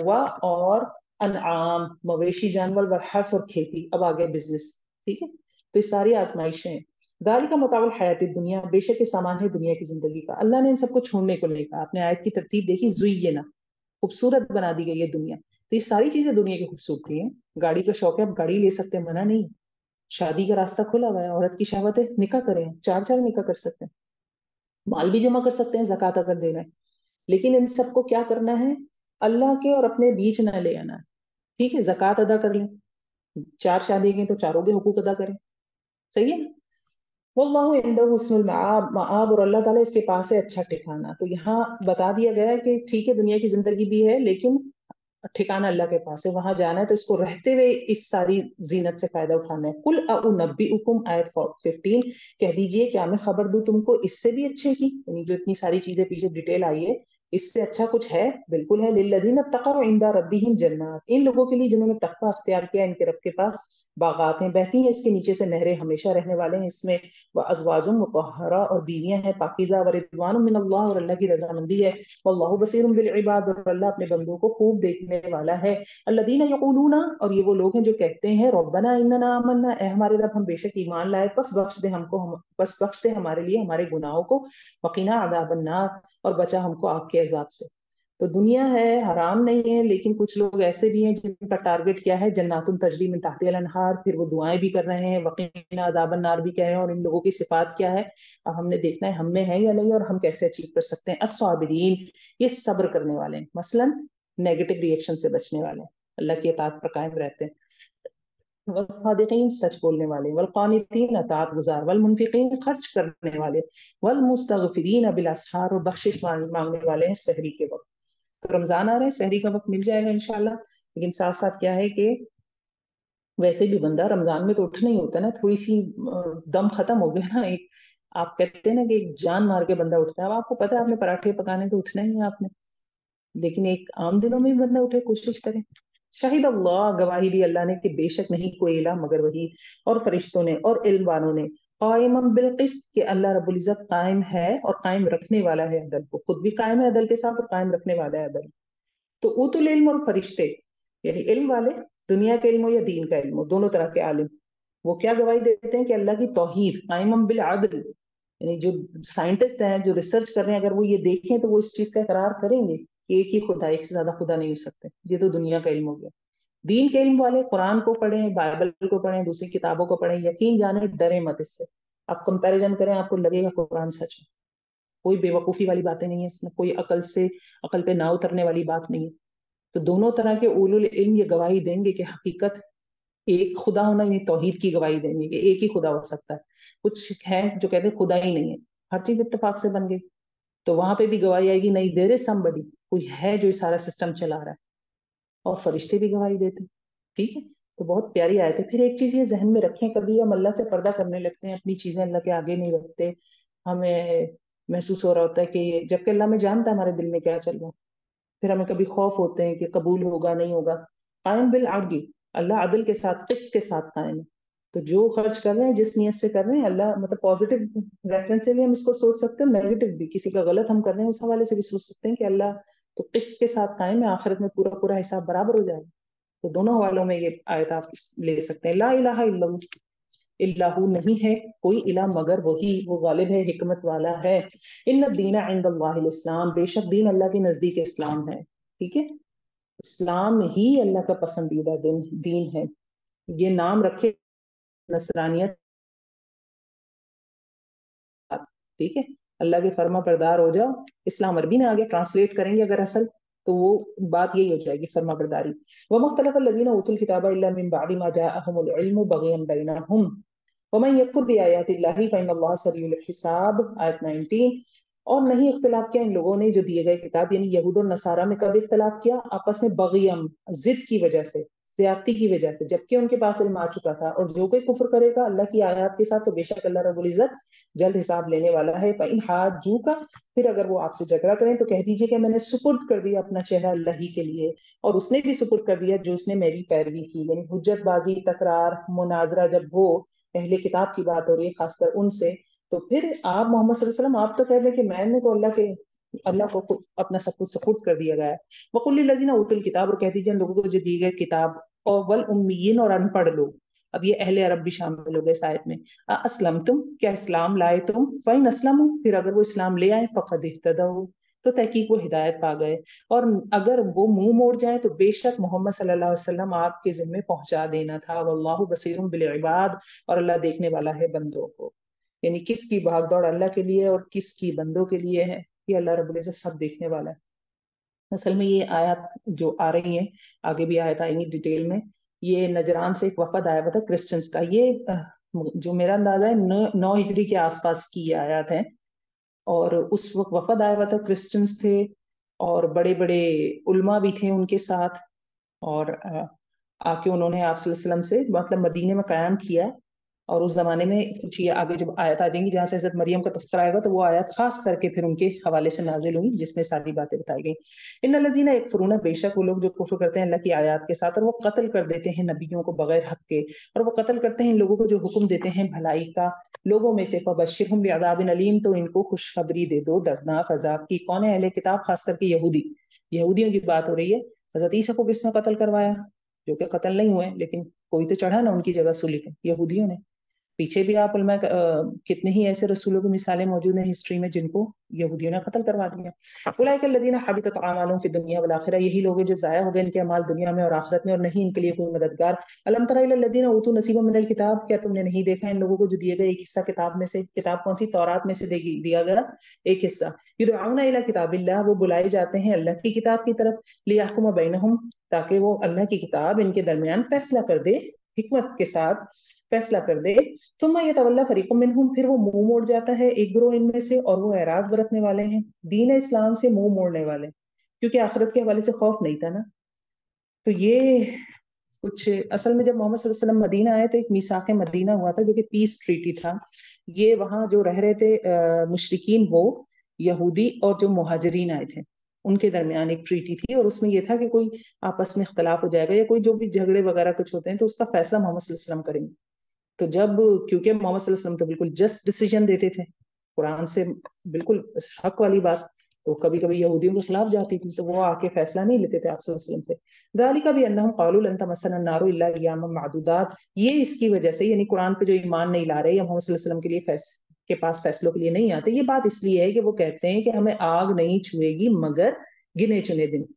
ٹھیک ہے، وہ بھی کہتے ہیں کہ کیونکہ ہم نے بچڑے کی پرستش کی تھی، ہم تو اللہ کے بیٹے ہیں، یہودیوں کا کانسیپٹ ہے ہم تو اللہ کے بیٹے ہیں، وہ ہم نے اصل میں بس بچڑے کی جو پرستش کی تھی نا، تو ہم اس کی وجہ سے کچھ دن جہنم میں ڈالے جائیں گے، پھر ہم تو باہر نکالیں گے۔ یہ ایک نیا عقیدہ ہے، جب نئے عقیدے ایجاد ہوتے ہیں تو دین میں بدعت آتی ہے۔ مسلمانوں میں بھی یہ ہے کہ وہ کہتے ہیں نہیں ہم جہنم میں نہیں جائیں گے، اور ایسا نہیں ہے، جبکہ اللہ معاف فرمائے حدیث ملتی ہے کہ جہنم کی آگ جو سجدے کے نشانات ہیں ان کو نہیں کھائے گی۔ اس کا کیا مطلب ہے؟ سجدے کے نشانات یعنی پکا نمازی ہے نا، سجدے کے نشان بنے ہوئے، وہ بھی جہنم کی آگ میں جل رہا ہے، استغفر اللہ معاذ اللہ۔ وغرہم فی دینہم ما کانوا یفترون، اور دھوکے میں ڈال دیا ان کو ان کے دین نے، کس معاملے میں؟ جو وہ جھوٹ گڑتے تھے۔ جب آپ نئے نئے عقیدے بناتے ہیں، جیسے جو بدعت کرتے ہیں تو دیکھیں کیا وہ محنت نہیں کرتے؟ مجھے تو ایسا لگتا ہے جو کچھ بدعتی جو مجھے نظر آتے ہیں، وہ، میں کسی گروہ کو نہیں کہہ رہی، پلیز اس کو کوئی پرسنل لائن ہے کہ میں کسی کچھ خاص لوگوں کو کہہ رہی ہوں، کچھ خاص کلر کے کپڑے پہننے والوں کو کہہ رہی ہوں، نہیں ایسا نہیں ہے۔ میں تو حدیث کے حوالے سے کوئی چیز دیکھتی ہوں اور کسی کو کوئی عمل کرتے ہوئے مجھے نظر آتا ہے، کیونکہ تھوڑا بہت بیسک چیز اگر مجھے پتا ہے تو مجھے سمجھ آ جاتا ہے یار یا اللہ یہ بدعت کر رہے ہیں، لیکن کتنے دل سے کر رہے ہیں انہیں پتہ ہی نہیں کیوں، کیونکہ یفترون، جو گھڑ لیا، جو جھوٹے عقیدے بنا رہے ہیں۔ عقیدوں کی درستگی کتنی ضروری ہے۔ ابھی جو آخری رکوع آیا تھا سورہ بقرہ کا کیا تھا؟ آمن الرسول، پورے عقیدے کو ریوائز کیا گیا تھا، اس پہ مان لانا، اس پہ مان لانا، عقیدے کی پختگی اتنی ضروری ہے۔ تو وہ کوئی ہاتھ پہ ہاتھ دھر کے نہیں بیٹھے، مجھے تو لگتا ہے وہ ہم سے زیادہ محنت کر رہے ہیں، وہ کتنی جان مار رہے ہیں، لیکن وغرہم فی دینہم، دھوکے میں ڈال دیا ان کو ان کے دین میں۔ فکیف اذا جمعناکم، آیت نمبر 25، تو کس طرح ہوگا اس وقت جب جمع کریں گے ہم ان کو ایک دن کے لیے جس میں کوئی شک نہیں ہے، قیامت کا دن۔ ووفیت کل نفس ما کسبت، تو پورا پورا دیا جائے گا ہر نفس کو جو اس نے کمائی کی۔ ہر نفس، جانور بھی آ گئے نا، ہر نفس، انسان بھی اور ہر جاندار آ گیا۔ وہم لا یظلمون، اور وہ ظلم نہ کیے جائیں گے۔ آیت نمبر 26، قل اللہم مالک الملک تؤتی الملک، کہہ دیجئے اے اللہ، اے مالک بادشاہت کے، تو دیتا ہے بادشاہت جسے تو چاہتا ہے، اور تو چھین لیتا ہے بادشاہت جس سے تو چاہتا ہے، تو عزت دیتا ہے جسے تو چاہتا ہے، اور تو ذلیل کرتا ہے جس کو تو چاہتا ہے، تیرے ہی ہاتھ میں بھلائی ہے، بے شک تو پر ہر چیز کے قادر ہے۔ تولج اللیل فی النہار وتولج النہار فی اللیل، تو داخل کرتا ہے رات کو دن میں اور تو داخل کرتا ہے دن کو رات میں، اور تو نکالتا ہے زندہ کو مردے سے اور تو نکالتا ہے مردہ کو زندے سے۔ کیسے ہوتا ہے؟ درخت نکل رہا ہے زندہ، بیج مردہ ہے، ٹھیک ہے، اور مردہ کو زندہ سے نکالتا ہے، مطلب کافر کی پیدائش ہو گئی مسلمان کے گھر، مسلمان زندہ تھا، بچہ پیدا ہوا تو وہ ایتھیسٹ ہو گیا، کافر پیدا ہو گیا. تو ویسے بھی معنی لیے جا سکتے ہیں فزیکلی بھی، اور عقیدے کے حساب سے بھی معنی بنتے ہیں اس کے. وَتَرْزُقُ مَن تَشَاءُ، اور تو رزق دیتا ہے جس کو تو چاہتا ہے بغیر حساب کے. ٹھیک ہے جی، اس کا پورا ایک شان نزول ہے، بہت لمبا چوڑا سا اس آیت کا، ہم اللہ میں توفیق دے کبھی اور سمجھیں گے. لا يتخذ المؤمنون الکافرین اولیاء، نہ بنائے مومن کافروں کو دوست. اولیاء کون ہے؟ دلی دوست. دیکھیے تعلقات ہیں کافر، کیونکہ اس معاشرے میں بھی آپ کو بتایا کہ جو مشرکین تھے نا، اوس اور خزرج، دو بڑے قبیلے تھے مدینے میں، آپس میں بہت لڑتے تھے. مشرکین تھے وہ یہودیوں سے بہت مرعوب تھے، کیونکہ یہودی جو تھے وہ اہل کتاب تھے، بڑے بڑے چوغے پہنے ہوئے ہیں اور داڑیاں رکھی ہوئی ہیں، شریعت ہے ان کے پاس، سسٹم ہے ان کے پاس، تو وہ بڑے مرعوب ہوتے تھے ان سے، تو دوستیوں میں بھی فخر کرتے تھے. تو جب اسلام آ گیا، اب وہی لوگ اوس اور خزرج کے بہت سارے مسلمان ہو گئے، تو انہیں بتایا جا رہا ہے کہ اب تعلقات کس طرح کے رکھنے ہیں. تعلقات ہوتے ہیں، گہری دوستی ہوتی ہے، دلی محبت، گہرا تعلق، یہ ولی بنانا ہے، یہ صرف مومن کے ساتھ کرنا ہے. اپنے راز دینا جس میں، کیونکہ جس کے ساتھ ہر وقت اٹھیں گے بیٹھیں گے اس کا اثر پڑے گا آپ پر. تو اس حد تک دوستی صرف مومنوں سے ہونی چاہیے. باقی ایک ہوتی مواسات، مدارات، معاملات تجارت، بزنس ریلیشن سب کے ساتھ کریں. مدارات ظاہری تعلق ہے، ظاہری عارضی، سب کے ساتھ کریں. مواسات ہمدردی کو کہتے ہیں، خیال کرنا، لحاظ کرنا، خیر خواہی کرنا، مدد کرنا، یہ بھی کر سکتے ہیں سب کے ساتھ. لیکن وہ جو راز دینے لگے آپ، جو ہر وقت کا اٹھنا بیٹھنا ساتھ کر لیا، تو احتیاط کرنا چاہیے. وما یفعل ذلک، اور جو کوئی کرے گا ایسا تو نہیں اللہ سے کسی چیز میں، یعنی اللہ کی طرف سے کوئی من امر اللہ نہیں ہے، من دین اللہ نہیں ہے، یعنی اللہ سے اس کا کوئی تعلق نہیں ہے. الا ان تتقوا منہم تقاتا، مگر یہ کہ تم بچو ان سے بچنا، یعنی کوئی ایسی کنڈیشن بن جائے کہ آپ کا گزارا نہیں ہو رہا جب تک آپ ان سے معاملات نہیں کریں گے. تو پھر آپ کو پتا پریشانی میں، ایمرجنسی کنڈیشن میں تو سب الاؤ ہے. وَيُحَذِّرُكُمُ اللَّهُ نَفْسَهُ، اور اللہ ڈراتا ہے تم کو اپنی ذات سے، اور اللہ ہی کی طرف سب کو لوٹنا ہے. قُلْ إِن تُخْفُوا مَا فِي صُدُورِكُمْ، آیت 29، کہہ دیجئے گا اگر تم چھپاؤ جو تمہارے سینوں میں ہے، یا تم ظاہر کرو اس کو، اللہ رب العزت سب جانتا ہے. وہ جانتا ہے جو کچھ آسمانوں میں اور جو کچھ زمین میں، اور اللہ اوپر ہر چیز کی قدرت رکھنے والا ہے. یوم تجد کل نفس ما عملت من خیر محضرا، جس دن پائے گا ہر شخص جو اس نے عمل کیا نیکی میں سے حاضر کیا ہوا، اور جو اس نے عمل کیا برائی میں سے حاضر کیا ہوا. تو قیامت والے دن جو اعمال ہیں سامنے فزیکلی موجود ہوں گے. جیسے ہم نے ابھی سوت کا پڑھا کہ پیٹ میں سانپوں کی شکل میں، پھر گلے میں بھی ایک گنجا سانپ ہوگا، وہ بھی ہم پڑھتے ہیں، پھر متکبرین چیونٹیوں کی شکل میں ہوں گے. تو ویسے سزائیں اور سامنے حاضر کیا ہوا اللہ رب العزت جانتے ہیں وہ کس طرح سے ہوگا. اب ہم آج کل کے دور میں سمجھ سکتے ہیں، جیسے ہم ویڈیو دکھا دی جاتی ہے تو ہمیں پاسٹ کی کوئی ویڈیو دکھا دی جائے گی، ابھی تو ہم ویڈیو تک ہی سوچ سکتے ہیں. اللہ کا سسٹم تو اس سے کہیں زیادہ ماڈرن اور ایڈوانس ہوگا. کس طرح سے نیکی اور بدی سامنے آ جائے گی اللہ جانتا ہے، لیکن سامنے ہوگی. تود لو ان بینہا و بینہ امدا بعیدا، تو وہ شخص چاہے گا کہ کاش اس کے درمیان اور اس کے اس برے عمل کے درمیان بہت دور کا فاصلہ ہو جائے. تو اس وقت جب سامنے برائی ہوگی اور مجمع ہوگا پورا، لاکھوں کروڑوں اربوں خربوں لوگ موجود ہوں گے، اور اس کے سامنے برے عمل سامنے آ جائیں گے کہ یہ کرتے تھے ہم، تو بندہ چاہے گا یا اللہ یہ برا عمل مجھ سے اتنا دور ہو جائے. وَيُحَذِّرُكُمُ اللَّهُ نَفْسَهُ، اور ڈراتا ہے اللہ تم کو اپنی نفس سے، اور اللہ بخشنے شفقت فرمانے والا ہے اپنے بندوں کے ساتھ. یعنی ڈرا اس لیے رہا ہے کہ بچو، تقوی اختیار کرو، ورنہ ادروائز اللہ رب العزت کیا ہے، بہت شفقت کرنے والے ہیں اپنے بندوں کے ساتھ. بہت امپورٹنٹ آیت آ رہی ہے 31، قل ان کنتم تحبون اللہ فاتبعونی یحببکم اللہ. کہہ دیجئے اگر تم محبت رکھتے ہو اللہ سے، یعنی کوئی کہتا ہے مجھے اللہ سے محبت ہے، تو پھر کیسے دعوے کو ثابت کرے گا؟ فاتبعونی، محمد صلی اللہ علیہ وسلم کی پیروی کرو، تو میری اتباع کرو. یحببکم اللہ، کیا فائدہ ہوگا؟ اللہ بھی تم سے محبت کرے گا. نمبر 2، وَيَغْفِرْ لَكُمْ ذُنُوبُكُمْ، اور بخش دے گا تمہارے لیے تمہارے گناہوں کو. سنتوں کی پیروی کرنا، محمد صلی اللہ علیہ وسلم کے بتائے ہوئے کاموں کو کرنا، جو انہوں نے منع کیا ان سے رک جانا. اور سنت کی پیروی کیا ہے؟ اصل کیا ہے؟ داڑھی رکھ لینا، ٹخنوں سے اونچی شلوار، مسواک، یہ ظاہری پہلو ہیں. اصل سنت کیا ہے کہ بحیثیت باپ آپ صلی اللہ علیہ وسلم کیسے تھے، بحیثیت سسر آپ صلی اللہ علیہ وسلم کیسے تھے، بحیثیت ایک لیڈر کے آپ صلی اللہ علیہ وسلم کیسے تھے، بحیثیت دوست آپ صلی اللہ علیہ وسلم کیسے تھے، ویسا بننا. دس از فاتبعونی، اصل چیز یہ. داڑھی رکھ کے یا حجاب پہن کر شوہر کے ساتھ ہم بدتمیزیاں کر رہے ہیں، یا شوہر ہے بیوی کو زور و کوب کر رہا ہے. آپ صلی اللہ علیہ وسلم تو آٹا بھی گوند دیا کرتے تھے، گھر کا جھاڑو بھی لگا دیا کرتے تھے. آپ صلی اللہ علیہ وسلم سے بزی کوئی تھا؟ کوئی بھی نہیں تھا. تو جناب یہ ہے فاتبعونی. تو کیا ملے گا اجر؟ یحببکم اللہ، اللہ محبت کرے گا اور بخش دے گا تمہارے لیے تمہارے گناہوں کو. نہیں تم پرفیکٹ نہیں ہو سکتے، کوشش ہی کرو گے نا. تو پھر غلطیاں بھی ہوں گی، بیچ میں پھسلو گے بھی، تو اللہ پھر اس کو معاف کر دے گا۔ واللہ غفور الرحیم، اور اللہ بخشنے والا مہربان ہے۔ آیت نمبر 32، قل اطیعوا اللہ واطیعوا الرسول۔ اتباع نہیں ہو سکتی، اتباع کہتے ہیں بالکل پیر کے اوپر پیر رکھ دینا، پیر کا جو نشان ہے اس کے اوپر پیر رکھنا، حکم تو یہ ہے۔ لیکن اگر یہ نہیں کر سکتے، اطیعوا اللہ والرسول، تو اللہ کی اطاعت کرو اور رسول صلی اللہ علیہ وسلم کی اطاعت کرو۔ اطاعت کیا تھی؟ جو کہا گیا ہے وہ کر لو، ٹھیک ہے؟ تو دونوں میں تھوڑا سا فرق ہے۔ فَإِن تَوَلَّوْا، پھر اگر وہ منہ موڑ جائیں تو بے شک اللہ تعالیٰ نہیں محبت رکھتا کافروں سے۔ تو فَاتَّبِعُونِی میں آپ دیکھیے کہ سب کچھ آ جائے گا، وہاں پہ ظاہری پہلو بھی آ جائیں گے سارے، ہے نا، سب کچھ آ جائے گا۔ سب کی کوشش کرنا، کیا کھاتے تھے آپ صلی اللہ علیہ وسلم، کس طرح سے معاملات تو ہیں ساتھ ساتھ، وہ تو اصل جڑ ہے، وہ تو لازم ہے، لیکن ظاہریت پہ بھی جیسے داڑھی آپ صلی اللہ علیہ وسلم کی محبت میں رکھ لینا، ٹھیک ہے، مسواک استعمال کرنا یا کدو کھانا۔ فتبعونی میں تو بالکل ایسا ہے کہ پیر کے پرنٹ کے اوپر پیر رکھ دیا۔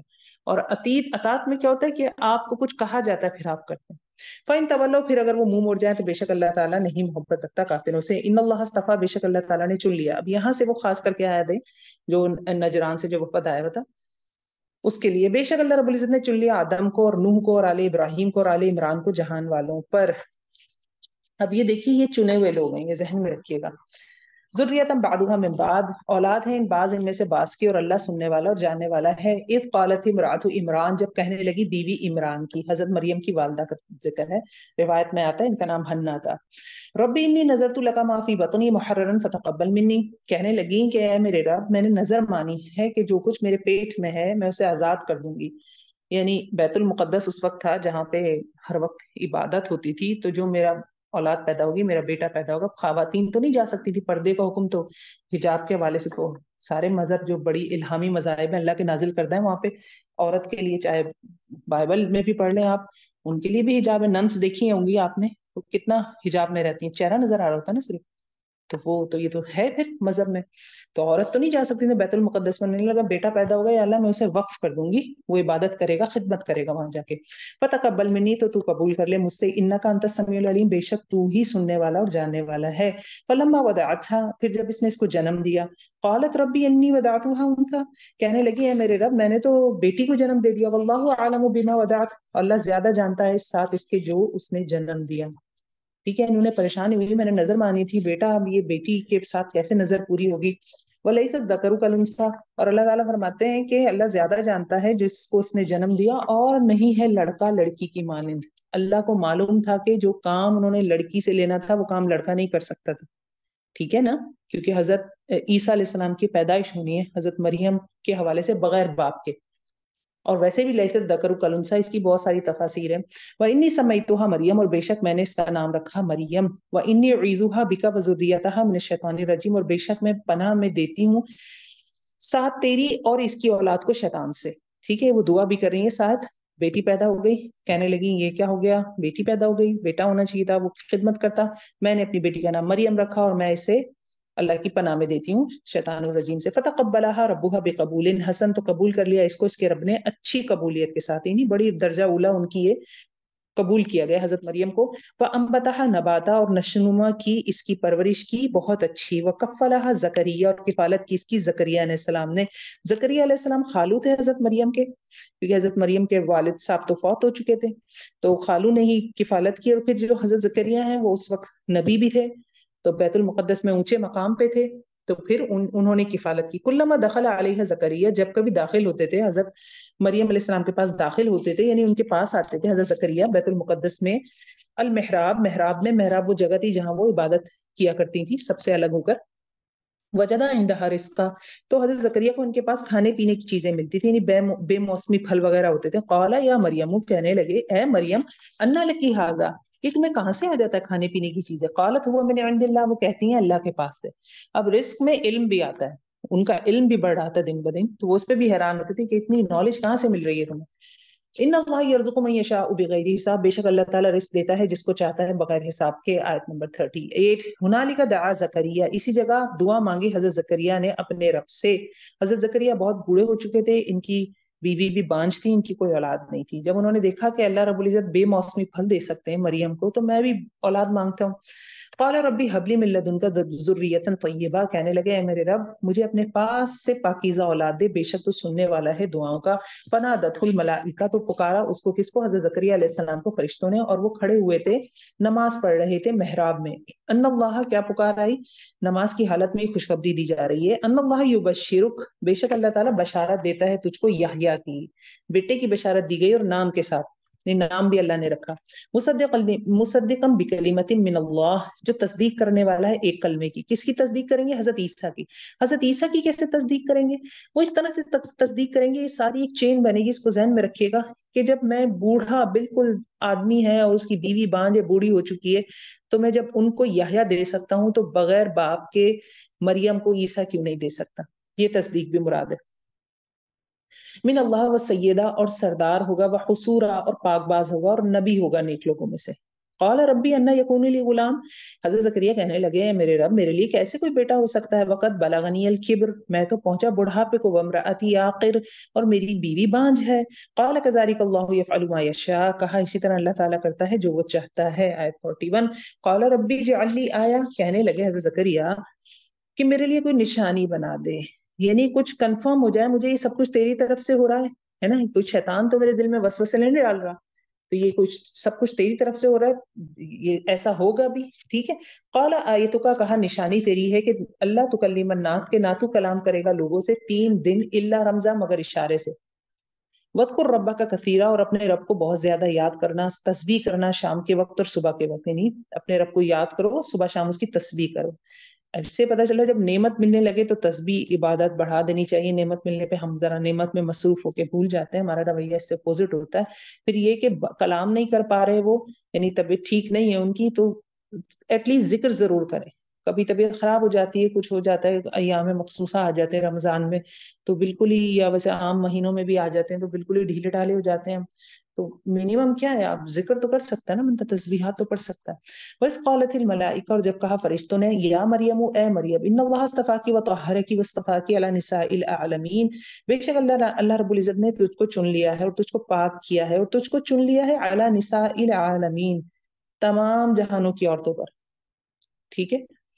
تو حضرت مریم کا مقام پتہ چل رہا ہے، دنیا میں جتنی بھی عورتیں ان سب میں سب سے ٹاپ پہ حضرت مریم ہے، کیونکہ اللہ رب العزت فرمانے اللہ نے ان کو چن لیا۔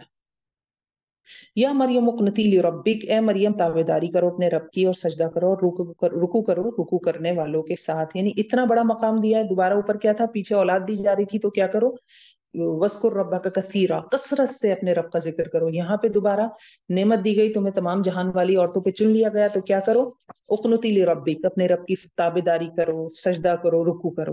یہ نعمت کا شکر کا طریقہ ہے۔ ذالک، یہ غیب کی خبروں میں سے ہے، ہم وہی کرتے ہیں تیری طرف۔ اب کیا بات ہوگی، محمد صلی اللہ علیہ وسلم سے ڈائریکٹ خطاب ہو رہا ہے کہ ہم تمہیں یہ بتا رہے ہیں، تمہیں تو نہیں پتہ تھی یہ ساری باتیں۔ وما كنت لديهم اذ يلقون اقلامهم، اور محمد صلی اللہ علیہ وسلم تم ان کے پاس نہیں تھے جب وہ اپنی قلمیں، اپنے پین ڈال رہے تھے کہ کون کفالت کرے گا مریم کی، اور نہ تھا تو ان کے پاس جب وہ جھگڑ رہے تھے۔ یہ کیا بات ہوئی، یہ بات یہ ہوئی کہ جب حضرت مریم کو لے کے ان کی والدہ بیت المقدس نہیں، بیت المقدس جسے کہتے ہیں، میں مقدس کہہ رہی ہوں بار بار، بیت المقدس جب گئی ہیں تو وہاں پہ لڑکی دیکھے تو یقیناً سب چوکے کہ بھائی یہ لڑکی کیسے یہاں رہے گی، لیکن جب پتہ چلا کہ اللہ نے اس طرح سے قبول کیا ہے اس کو، تو سب میں پھر قرآن دازی کے ذریعے سب جھگڑنے لگے کہ ہم کفالت کریں گے، ہم کفالت کریں گے۔ قرآن دازی ہوئی، اور اس کے بعد حضرت زکریا علیہ السلام کے پین ڈال کے، قلم ڈال کے انہوں نے قرآن دازی کی، اور حضرت زکریا اس میں ان کو پھر یہ شرف ملا کہ انہوں نے ان کی کفالت کی۔ اس قالت الملائکۃ یا مریم، اور جب کہا فرشتوں نے مریم سے، ان اللہ یبشرک بکلمۃ من، بے شک اللہ تعالیٰ خوشخبری دیتا ہے تجھ کو ایک کلمے کی اپنی طرف سے۔ کیوں کلمہ کیا ہے، یعنی حضرت عیسیٰ کلمہ تھے، کیسے اللہ کے کلمہ کن سے پیدا ہوئے نا۔ اچھا جی، من اسمہ المسیح عیسیٰ ابن مریم، نام اس کا مسیح عیسیٰ ابن مریم ہوگا، وجیہن فی الدنیا، دنیا میں بھی بہت وجیح ہوگا۔ وجیح کا ترجمہ ہوتا ہے عزت والا، بلند مرتبہ، وجاہت والا، والآخرہ، اور آخرت میں بھی، ومن المقربین، اور مقرب بندوں میں سے ہوگا۔ وجیحہ ایک میننگ اس کی وجاہت والا بھی، یعنی دیکھنے بھی بہت سمارٹ ہوں گے وہ، سمارٹ تو کوئی اور میننگ ہوتی ہے لیکن حرف عام میں جو سمارٹ بولا جاتا ہے، ہینڈسم جسے کہتے ہیں، تو دیکھنے میں بھی ایسے ہوں گے۔ اور آخرت میں کیا ہوں گے؟ مقرب بندوں میں سے ہوں گے. وہ یکلم الناس فی المہدی وکہلا، اور کلام کرے گا لوگوں سے پنگھوڑے میں اور بڑی عمر میں، اور سالے لوگوں میں سے ہوگا. پنگھوڑے میں مطلب بالکل جو بچے والی عمر ہوتی ہے اس میں وہ کلام کریں گے. یہ معجزہ تھا ان کا، ابھی آگے ان کے ڈائلوگ آ جائیں گے. اور پھر ساتھ ساتھ کیا کہ کیونکہ وہ جو کہولت کی عمر تھی، جو ادھیڑ عمر ہوتی ہے، لگ بھگ اس سے پہلے ہی ان کو اٹھا لیا گیا. تو یہاں بتایا جا رہا ہے کہ وہ کہلا میں، بڑی عمر میں بھی کلام کریں گے، یعنی وہ واپس آئیں گے دنیا میں اور پھر بات کریں گے. قالت ربی انا یکون لی ولد، حضرت مریم اب کہنے لگی میرے لیے لڑکا کیسے ہو سکتا ہے جبکہ مجھے کسی مرد نے بھی ہاتھ نہیں لگایا. فرمایا اسی طرح اللہ پیدا کرتا ہے جو وہ چاہتا ہے. اذا قضا امرا، جب وہ فیصلہ کرتا ہے کسی کام کا، فانما یقول له کن فیکون، تو وہ اسے کہتا ہے کہ ہو جا تو وہ کام ہو جاتا ہے. ویعلمهم الکتاب والحکمۃ والتوراۃ والانجیل، اور سکھائے گا اس کو کون؟ اللہ رب العزت سکھائیں گے حضرت عیسیٰ کو کتاب اور حکمت اور تورات اور انجیل. ٹھیک ہے. اچھا کتاب اور حکمت، کتاب حکمت تورات ہو گئی، کیونکہ تورا کا مطلب لاز ہوتا ہے، عبرانی زبان کا لفظ ہے یہ، ہیبرو لینگویج، لاز قوانین، تو کتاب ہو گئی. اور حکمہ انجیل، انجیل کیا تھے؟ حضرت عیسیٰ علیہ السلام کے خطبات تھے، جو بعد میں ان کے بڑے عرصے بعد جو ہے نا ان کے جو حواری تھے یا جو بعد میں نسلیں آئیں انہوں نے جو لکھے، اسی لیے اس میں اس قدر تحریف ہو چکی ہے، تو وہ حکمت تھی. ٹھیک ہے. ورسولا الی بنی اسرائیل، اور وہ رسول ہوں گے بنی اسرائیل کی طرف. یہ پھر کریکشن کی گئی، تصدیق کرنے والی یہ کتاب قرآن. ہم نے دیکھا کرسچنس کا عقیدہ یہ ہے کہ وہ سیویئر ہیں حضرت عیسیٰ تمام دنیا کے لیے، تمام انسانوں کے لیے. وہ صلیب پہ چڑھ گئے، آپ ان پہ ایمان لے آئے تو آپ کی نجات ہو گئی. جبکہ اللہ فرما رہے ہیں وَرَسُولًا إِلَىٰ بَنِي اسرائیل، حضرت عیسیٰ علیہ السلام صرف بنی اسرائیل کے رسول تھے، پوری دنیا کے لیے نہیں ہے. پوری دنیا کے لیے کون ہے؟ رحمت للعالمین کون ہے؟ حضرت محمد صلی اللہ علیہ وسلم. That's the difference. اور حتیٰ کہ بائبل میں بھی موجود ہے. بائبل میں ایک نان یہودی، حضرت عیسیٰ یہودی تھے نا، پتہ ہے آپ کو، اس نسل میں سے تھے. تو ایک ایسی خاتون آئی، اس کا بچہ بیمار تھا، کیونکہ حضرت عیسیٰ تو ہاتھ پھیر کے شفا دے دیا کرتے تھے. تو بائبل میں ایک قصہ مذکور ہے باقاعدہ کہ ایک عورت آئی اپنی بیمار بچی کو لے کے، جو کہ یہودیہ نہیں تھی، اور اس نے آ کے کہا حضرت عیسیٰ سے کہ آپ ہاتھ پھیر دیں اس پہ، اس کو شفا دے دیں. تو حضرت عیسیٰ نے منع کیا. انہوں نے کہا نہیں، میں تو اپنی جو یہ لوگ ہیں مطلب جو یہودی ہیں، میں تو ان میں آیا ہوں. تو اور پھر کوئی ایک مثال دی انہوں نے اب کہ جو بریڈ ہوتی ہے، روٹی ہوتی ہے، اس کے جو ٹکڑے ہیں اس سے دوسرے لوگ مطلب آپ دسترخوان پہ سے اٹھتے ہیں، دسترخوان جھاڑتے ہیں نا، تو چھوٹے چھوٹے ٹکڑے کوئی کیڑے مکوڑے چیونٹی ویونٹی کھا لیتی ہے تو اس کا فائدہ ہو جاتا ہے. تو حضرت عیسیٰ نے اسی طرح کی مثال دی کہ تو اس عورت نے کہا کہ وہ مجھے بریڈ کے ٹکڑے ہی دے دیں آپ. تو پھر بہرحال حضرت عیسیٰ نے کوئی ہاتھ وغیرہ پھیرا اور وہ درست ہو گئے. یہ بائبل کا ورژن ہے، ناٹ نیسیسری 100% ٹھیک ہو، کیونکہ ایک پروفٹ اس طرح کر نہیں سکتا ہے، میرا اپنا اوپینین ہے. انی کا جئتکم بھی آیا. اب یہ ڈائلاگز ہیں حضرت عیسیٰ کے. کہتے ہیں کہ میں لایا ہوں تمہارے پاس ایک نشانی تمہارے رب کی طرف سے، بے شک میں بنا دیتا ہوں تمہارے لیے مٹی سے ایک پرندہ، پھر میں اس میں پھونک مارتا ہوں تو وہ ہو جاتا ہے حقیقتاً ایک پرندہ، مگر بإذن اللہ، اللہ کے اذن سے. وَأُبْرِئُ الْأَكْمَحَ وَالْأَبْرَصَ، اور میں اچھا کر دیتا ہوں پیدائشی اندھے کو اور کوڑھی کو، نسکن کی ایک بیماری ہوتی ہے.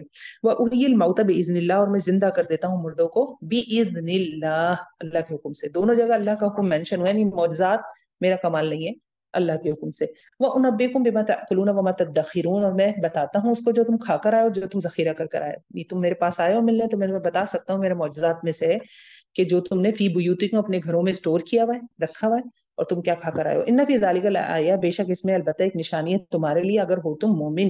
ومصدقا لما بین یدی من التوراۃ ولاحل لکم بعض الذی حرم علیکم، اور میں تصدیق کرنے والا ہوں وائس اس کے جو میرے سامنے ہے تورات میں سے.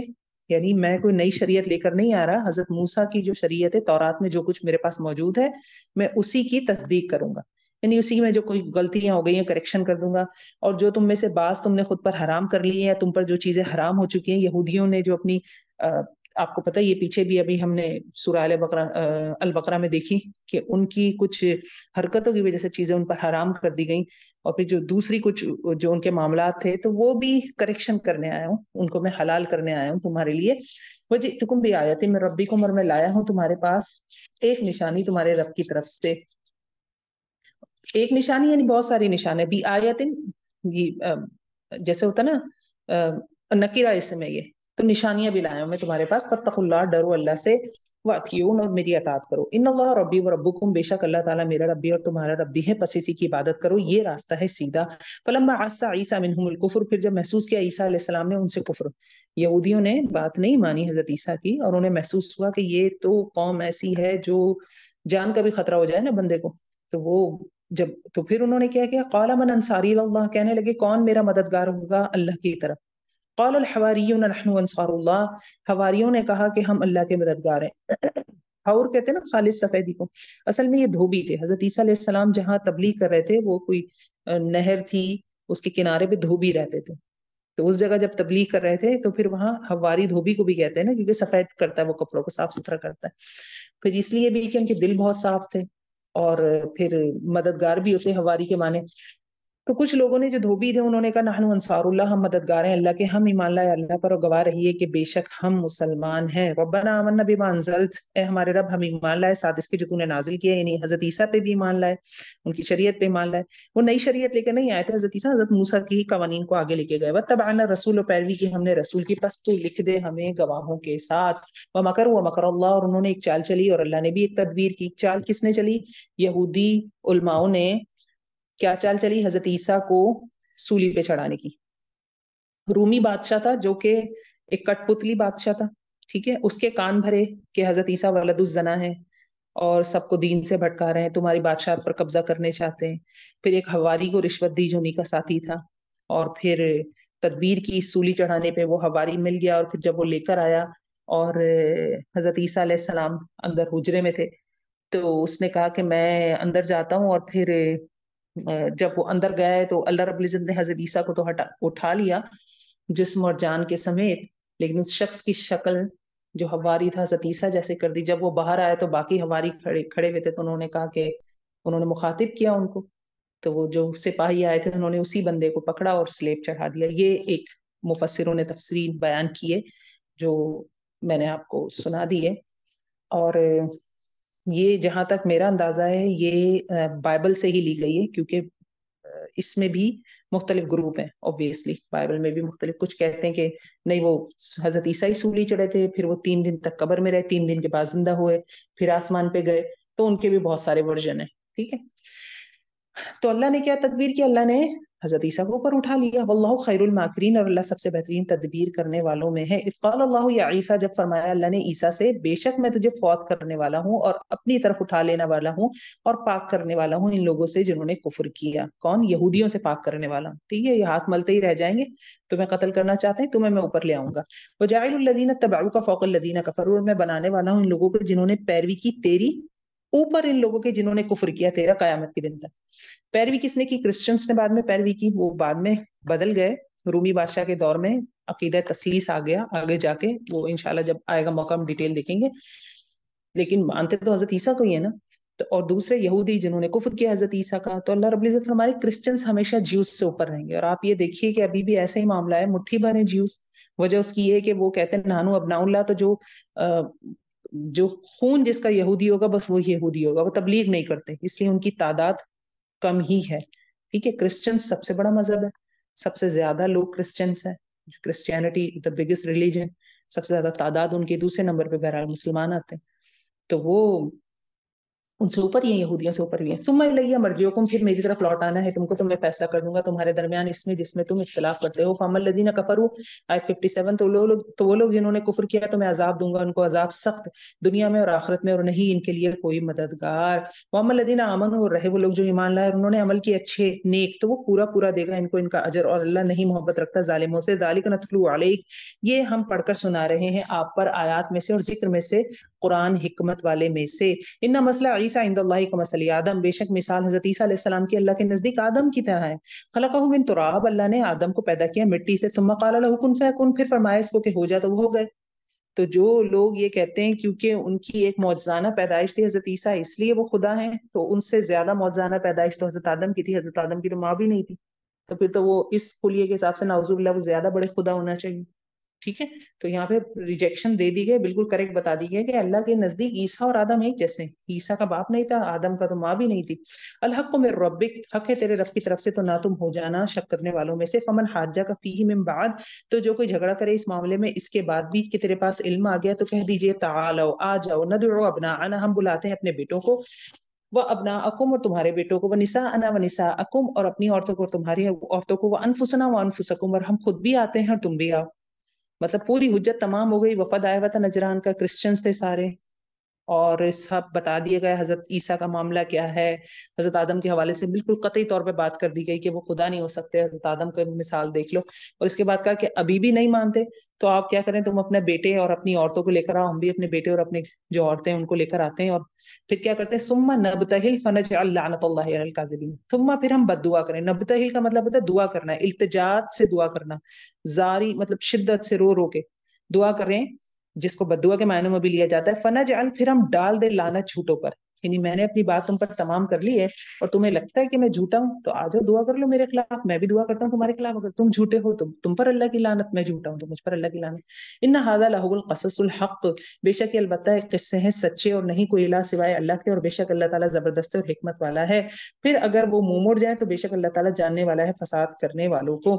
اب جب یہ بات ہوئی تھی، یہ وفد نجران جو آیا تھا 60 لوگ تھے، مدینے آیا 14 اس میں سے سردار تھے، بہت ہی شان و شوکت والا تھا، اور جب یہ شدید دلائل آپ صلی اللہ علیہ وسلم نے پیش کر دیے تو انہوں نے مباہلہ، اس کو مباہلہ کہتے ہیں نا، نبتہل سے لفظ ہے، یہ آیت مباہلہ کہلاتی ہے جو بھی میں نے پڑھی آیت 61۔ تو انہوں نے پھر مباہلے کے لیے نہیں آئے کیونکہ انہیں یقین تھا کہ یہ جو ساری باتیں بتائی ہیں سچ ہیں، تو انہوں نے کہا اللہ کی لعنت نہ ہو جائے، تو انہوں نے جزیے پہ بات ختم کی اور مباہلہ نہیں کیا تھا۔ فَإِن تَوَلَّوْا، اچھا جی آیت نمبر 64، قل کہہ دیجئے یا اہل الکتاب، اے اہل کتاب، تعالوا، آ جاؤ، الی کلمۃ سواء بیننا و بینکم، ایک کلمے کی طرف جو تمہارے اور ہمارے درمیان مشترک ہے۔ تو اہل کتاب کے ساتھ تبلیغ کے ٹاپک پر انہیں قرآن کی طرف بلانے کے لیے، محمد صلی اللہ علیہ وسلم کی حوالے سے بات کرنے کے لیے طریقہ ہے کہ انہیں کہو کہ کامن ٹرمز پہ آئیں۔ تو تبلیغ کرتے وقت اصل چیز کیا ہے، کامن ٹرمز پہ آنا۔ اہل کتاب بھی مراد ہے اور ویسے بھی مراد ہے کسی ساتھ کہ آؤ ایک کلمے کی طرف جو تمہارے اور ہمارے درمیان کامن ہے، کیا اللہ نعبد الا اللہ، کہ ہم عبادت نہ کریں مگر صرف اللہ کی۔ تو جتنے بھی بڑے مذاہب ہیں، بائبل کا اولڈ ٹیسٹمنٹ جس کو یہودی مانتے ہیں، نیو ٹیسٹمنٹ جو کہ کرسچنس مانتے ہیں، پھر ایک بڑا مذہب ہندوازم ہے، ان کی بھی کتابیں، اس میں بھی توحید ہے، ایک ہی خدا کا تذکرہ ہے۔ پھر پارسیسزم ہے، اس میں بھی ایک ہی خدا کا تذکرہ ہے۔ تو ساری کتابوں میں ایک خدا کا تذکرہ ہے کہ خدا ایک ہی ہے۔ تو اللہ نعبد الا اللہ ولا نشرک بہ شیئا، تو کامن ٹرمز پہ آئے، ہم اللہ کے علاوہ کسی کی عبادت نہ کریں، اس کے ساتھ کسی کو شریک نہ کریں، ولا یتخذ بعضنا بعضا اربابا من دون اللہ، اور نہ ہم بنائیں بعض میں سے بعض کو رب اللہ کے سوا، یعنی شخصیت پرستی منائے۔ اب جب یہ آیت نازل ہوئی تو جو کرسچنس میں سے ایک صحابی تھے، مسلمان ہوئے تھے، تو انہوں نے کہا یا رسول اللہ، ہم نے تو کبھی اپنے ارباب کو جو ہوتے ہیں، جو مولوی کہہ لیں آپ، اسپرچل لیڈرز جو ہوتے ہیں، ہم نے تو ان کو کبھی بھی رب نہیں بنایا۔ تو انہوں نے کہا کیا آپ صلی اللہ علیہ وسلم نے فرمایا کیا تم ان کے حرام کردہ کو حرام اور حلال کردہ کو حلال نہیں سمجھتے تھے؟ تو انہوں نے کہا یہ تو ہے، تو انہوں نے کہا یہی تو رب بنانا ہے، یعنی اس حد تک ماننا کہ قرآن کے خلاف بھی کوئی ہمارا امام کوئی مفتی بات کر رہا ہے تو ہم اس کو پھر ویسے ہی لیں، تو یہ اس کو رب بنانے کے مترادف ہے۔ اور ابھی بھی اگر آپ دیکھیں تو سینٹ پول جو ہے جس نے بائبل لکھی ہے، غالباً 27 چیپٹر ہیں بائبل کے، نیو ٹیسٹمنٹ کے، جسے کرسچنس مانتے ہیں، کرسچنس اولڈ کو بھی مانتے ہیں، نیو کو زیادہ فالو کرتے ہیں۔ 27 چیپٹر میں سے 14 چیپٹر سینٹ پول نے لکھے ہیں۔ تو آپ دیکھیں کہ وہی اسی چیز کو فالو کیا جا رہا ہے نا، اصل میں تو بندے کو فالو کیا جا رہا ہے، اس نے جو قوانین بنائے اس کو فالو کیا جا رہا ہے۔ یا اہل الکتاب، اہل کتاب، لما تحاجون فی ابراہیم، کہہ دیجئے کیوں تم جھگڑتے ہو ابراہیم کے معاملے میں، حالانکہ نہیں اتاری گئی تورات اور انجیل مگر اس کے بعد، کیا بھلا تم عقل نہیں رکھتے؟ اہل کتاب یہودی کہتے تھے کہ حضرت ابراہیم یہودی ہیں، نصرانی کہتے تھے حضرت ابراہیم نصرانی ہیں۔ تو اللہ تعالیٰ فرما رہے ہیں کہ یہ تورات اور انجیل تو ابراہیم کے بعد آئی ہے، تو وہ کیسے یہودی یا نصرانی ہو سکتے؟ افلا تعقلون، کیا تم عقل سے کام نہیں لیتے؟ 66، ہاں انتم ہؤلاء حاججتم فیما لکم به علم، ہاں تم وہ لوگ ہو جو بحثیں کرتے ہیں اس معاملے میں جس کا تمہیں علم ہے، یعنی تمہیں اس بات کا علم ہے کہ محمد صلی اللہ علیہ وسلم ٹرو پروفٹ ہے، تمہیں اس بات کا علم ہے کہ قرآن سچ ہے، اس میں تو تم بحثیں کر رہے ہو۔ فَلِمَ تُحَاجُّونَ فِيمَا لَيْسَ لَكُمْ بِهِ علم، تو تم کیوں جھگڑتے ہو اس معاملے میں جس کا تمہیں کوئی علم نہیں؟ رہی بات حضرت ابراہیم کی، اس کا تمہیں کیا علم؟ وہ تو تم سے سینکڑوں سال پہلے آئے تھے، اس کا تم جھگڑا کر رہے کہ وہ یہودی تھے، وہ نصرانی تھے، اور جو تمہاری کتاب چیخ کے کہہ رہی ہے کہ محمد صلی اللہ علیہ وسلم کا نام مینشن ہوا ہے اولڈ ٹیسٹمنٹ میں، ہیبرو لینگویج میں ٹرانسلیشن میں تو نہیں وہ لکھتے، انگلش میں ٹرانسلیٹ، لیکن آپ اس کی اصلی بک میں پڑھیں تو محمد صلی اللہ علیہ وسلم کا نام ہے. تو جس میں علم ہے اس میں تو تم جھگڑتے ہو، بات نہیں مانتے، اور جس کا علم نہیں ہے اس میں تم. واللہ یعلم وانتم لا تعلمون، اور اللہ جانتا ہے اور تم نہیں جانتے. آیت 67. ما کان ابراہیم یہودیا ولا نصرانیا، ابراہیم علیہ السلام نہ تو یہودی تھے نہ ہی نصرانی تھے، لیکن وہ یکسو مسلمان تھے. وما کان من المشرکین، اور وہ مشرکین میں سے نہیں تھے. بے شک قریب ترین لوگوں میں سے ابراہیم کے، یعنی ابراہیم علیہ السلام کے قریب کون تھے؟ نہ یہودی نہ نصرانی. پھر کون ہے؟ للذین تبعوہ وہذا النبی والذین آمنوا، وہ لوگ ہیں جنہوں نے پیروی کی ابراہیم کی اور یہ نبی اور وہ لوگ جو ایمان لائے. تو جو ابراہیم علیہ السلام کے بعد ابراہیم علیہ السلام کے طریقے کی پیروی کرتے رہے حتیٰ یہ کہ نیا رسول آ گیا، وہ ان کے قریب تھے. اور پھر محمد صلی اللہ علیہ وسلم اور اسلام مومنین جو قرآن پہ چلے گا وہ ان کے قریب ترین ہے. حضرت ابراہیم علیہ السلام کی بہت تعریف ہے قرآن میں، اور جو مین بڑے بڑے پروفٹس ہیں جو بعد میں آئے، جو نسلیں چلی، حضرت یوسف، حضرت موسیٰ، حضرت عیسیٰ، محمد صلی اللہ علیہ وسلم، حضرت اسماعیل، حضرت یعقوب، حضرت اسحاق، ان کے تو ہم باقاعدہ نام جانتے ہیں، یہ سب حضرت ابراہیم کی نسل میں تھے. تو کھینچا تانی رہتی ہے سارے مذاہب میں ان کو اپنی طرف کرنے کی، تو اللہ تعالیٰ نے یہاں بتا دیا کس کے قریب ہیں وہ.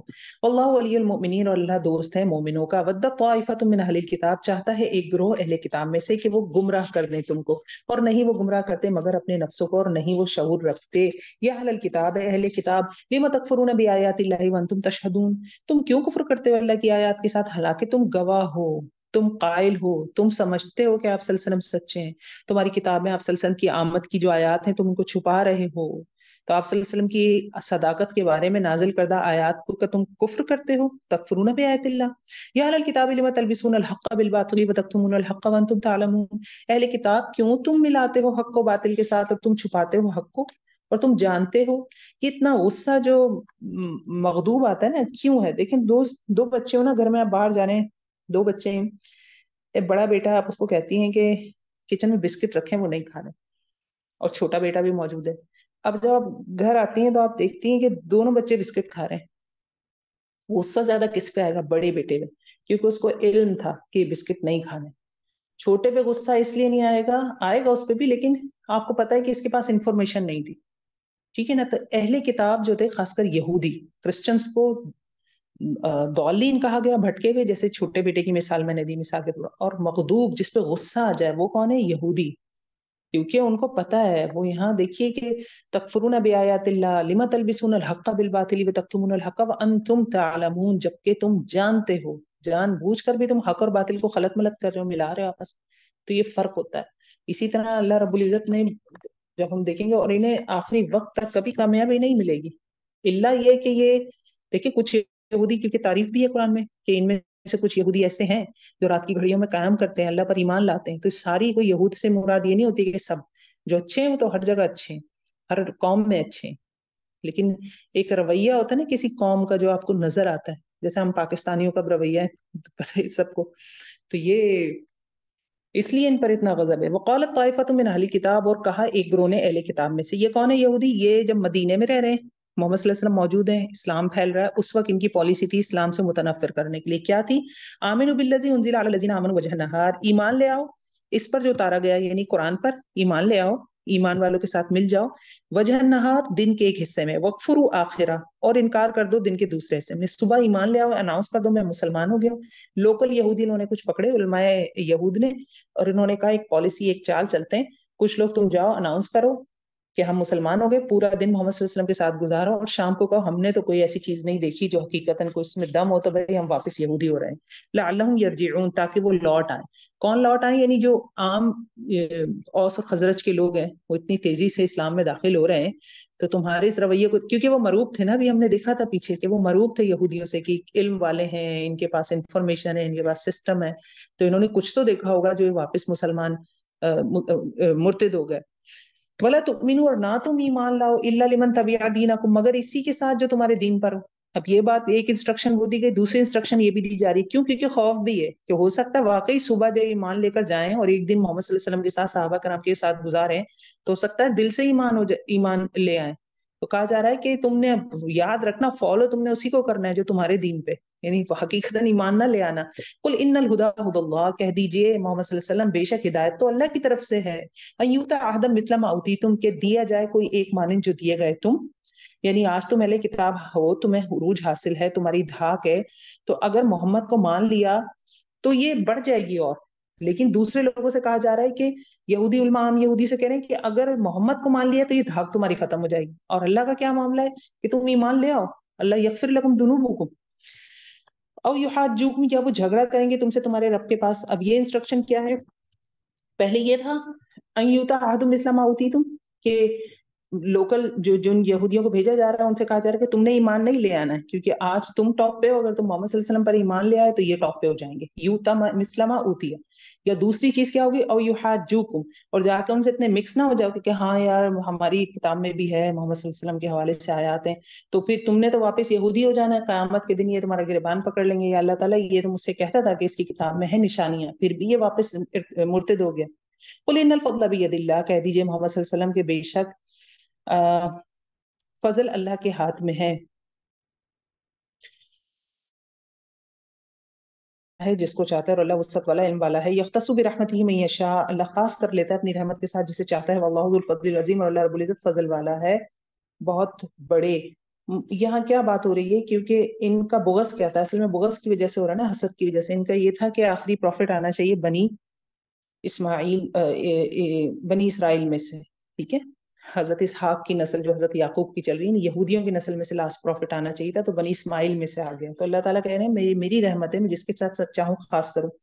آیت نمبر 75، ومن اہل الکتاب، اور اہل کتاب میں سے کچھ ہیں کہ اگر تو ان کو امانت دے بقنطار، ایک خزانے کی، تو وہ ادا کرے گا اس کو تیری طرف.